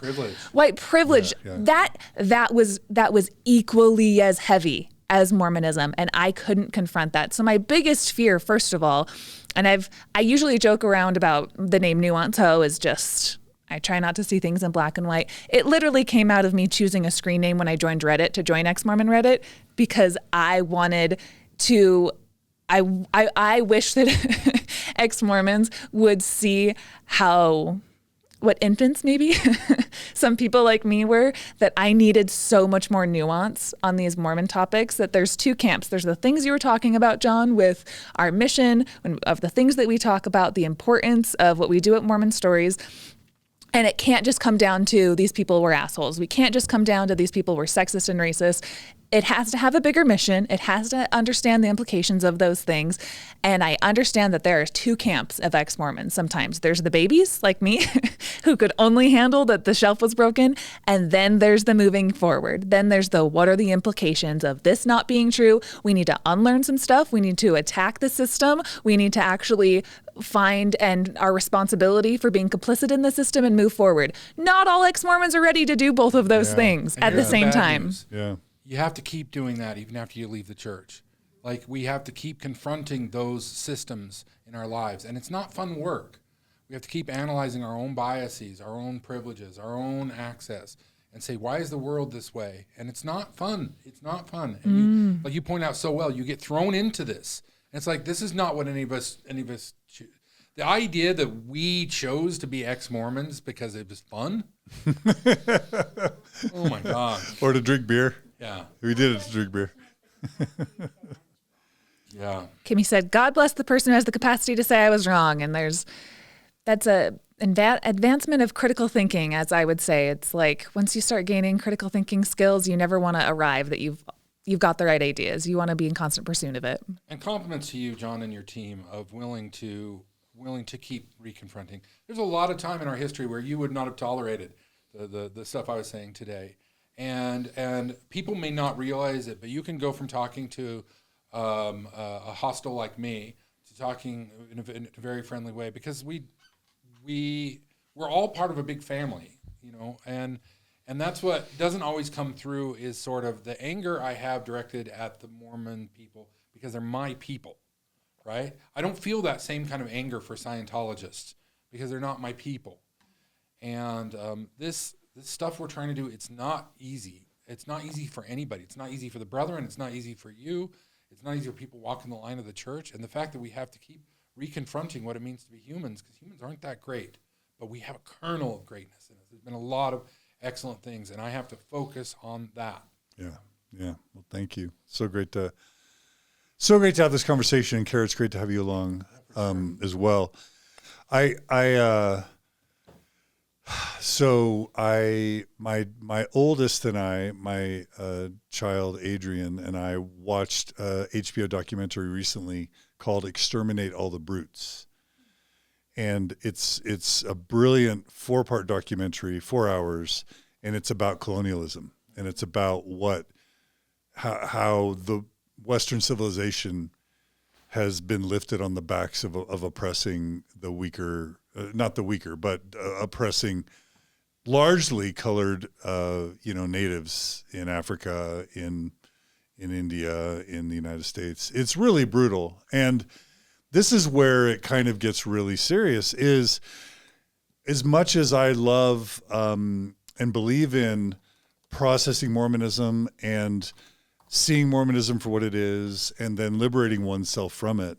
As much as I love Ex-Mormon Reddit and Mormon Stories podcast and all the podcasts, there's an extent to which processing Mormonism is necessary and healthy and super good. But then there's a point at which it can stagnate you and it can keep you from taking those next steps. And if you're 2, 3, 4, 5, 10, 20 years into your Mormon exodus, and you're still thinking about, well, what did Oliver Cowdery do? And what did Sidney Rigdon say? And what was the 15th wife of Joseph? What was her experience? And you're not taking that next step of looking around you and saying, what is the state of the world we're in? What is the suffering? What is the state of suffering of sentient life? And what can we do to help ameliorate the suffering and advance the well-being of creatures and conscious creatures? If you're not taking that next step, then ex-Mormonism has become a ball and chain to your consciousness and to your well-being and to the well-being of the world. And, a lot of people come to me and say, John, I have to apologize to you. I don't listen to Mormon Stories anymore. I always feel like that's actually, you've graduated. Congratulations. I don't want to keep you watching Mormon Stories forever. Especially if what it's going to do is keep you from waking up to the rest of your life and to the possibility of using your time and money and resources in a better way. If tithing to the Mormon church is a colossal waste of money, if doing genealogy to baptize dead people and to do marriage ceremonies for dead people and for old blue-haired people to be working in the temple, if all of that is a huge colossal waste of time, money, and energy, but then all you do is leave Mormonism and don't spend your time and money and energy actually doing worthwhile things, which is more than just the boating and the partying and the having fun. It's also looking around and say, how do I transfer my tithing to a corrupt corporate organization? How do I translate that? Plus the time that I used to serve in the church, how do I transform that time and that money to worthy causes that make the world a better place? If you're not doing that, I'm just going to say it again. I think you've missed the point. I think you missed the point. That's a great point, John. Should we go get a drink? Should we do it? Carah?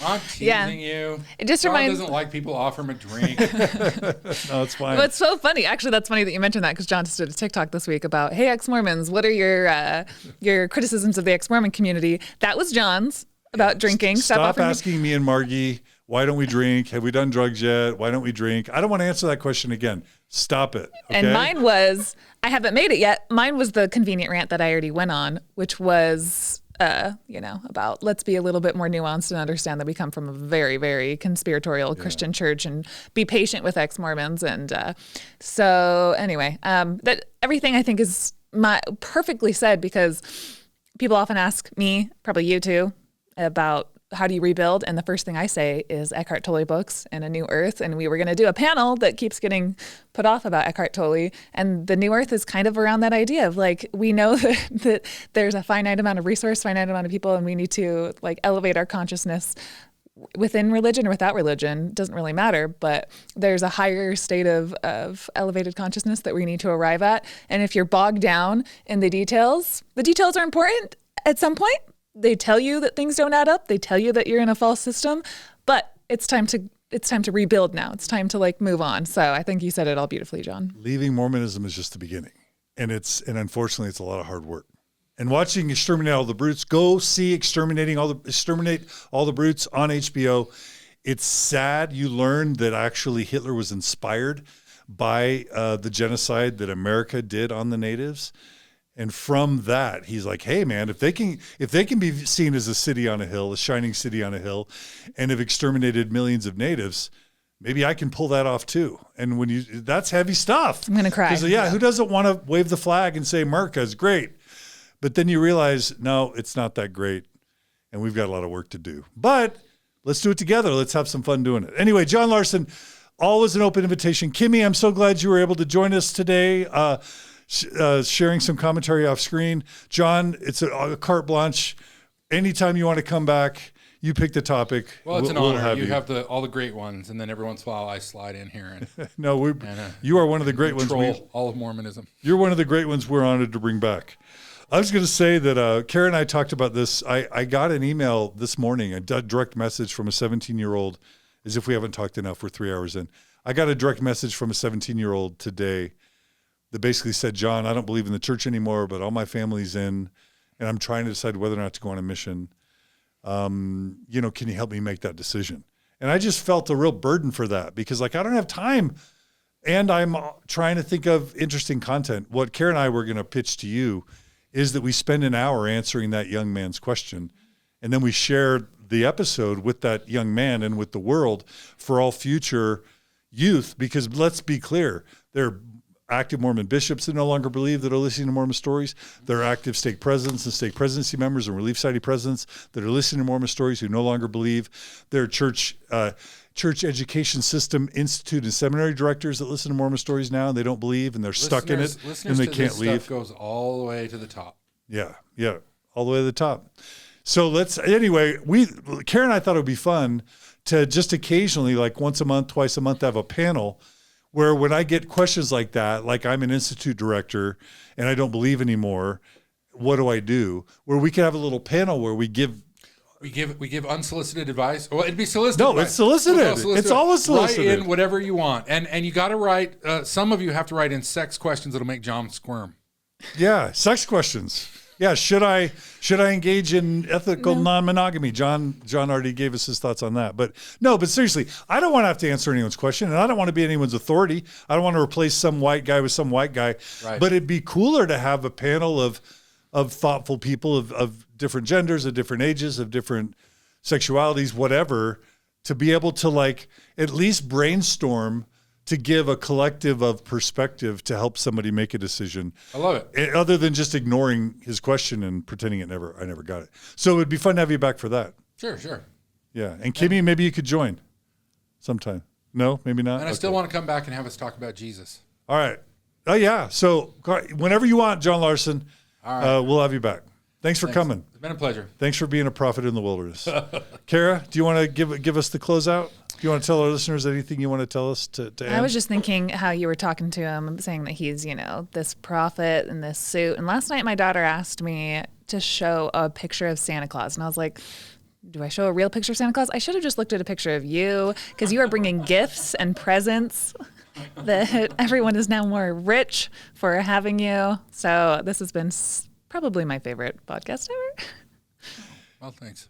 It's Christmas came early. That's what I'm trying to say. And what do you want to tell our listeners just to close out the final? Oh, to close out, Yeah, I don't we wanna just go put up a through video about Thrive Women's Conference is coming up October 2nd in the Provo Library. I will be hosting, and we have a bunch of awesome speakers lined up. So if you're What's the purpose of that? Post-Mormon Women Thrive Conference to facilitate healing and friendship and just be an awesome, safe, happy landing place to No one's making any money. That's all. Nope. It's I'm volunteering. It's a 9 to 6 day, and there'll be social groups for making new friendships and fostering new relationships. And What's the website for that? thrivebeyondreligion.com. And the price is? And price is about $25. We're about 60%. Bargain. We're about 60% sold out. I will endorse Thrive too. There's a lot of the stuff I don't get into, but Thrive has done a lot of great work. I've heard a lot of great things. I've been there. I think it's well worth your time. Yeah. Okay, what else? And TikTok? I was just going to say that I just put up a video yesterday on our Facebook, Instagram, YouTube channel where we sat down with the board of Thrive to discuss the Thrive Women's event that's coming up. So if you're interested, go watch that. That's on all those different platforms. And then with TikTok, we just hit 50,000 followers Of our Mormon Stories podcast of our Mormon TikTok Stories channel. podcast channel, slicing up things. We Just a take month. down time codes and notes right now, and I can't wait to edit this episode. I'm going to take like 25. People are going to get annoyed. They're going to think it's just the John Larsen show when I put this many clips on TikTok, because I'm really excited. We had a lot of good discussions today. Anything else? What else am I missing? The My Mormon Story thing? Oh yeah, and then me and John DeLynn, we're putting our heads together. We want to start as many different trends and ideas and ways to kind of stop the gatekeeping for getting guests on Mormon Stories. And it's just a fun idea to tell your story on TikTok in 1 minute or less. I'm sorry, I cheated. I did 1:20 on mine because I have the 3-minute feature now on TikTok, so I'm going to use it. And hashtagging it My Mormon Story. Try to tell the most important points, and then after about, what did we decide, maybe 100 of these on TikTok, we'll go through and we want to select somebody to interview that told an interesting story. And we have There's a like lot 8 of or 10 right now. yeah. So I made one under my Nuanceau name, under my Nuanceau account. So we want to end the gatekeeping. We want to have facilitate as many conversations. TikTok is just a great way to do that. And so using that platform, integrating it with this Mormon Stories podcast platform in as many different ways as possible.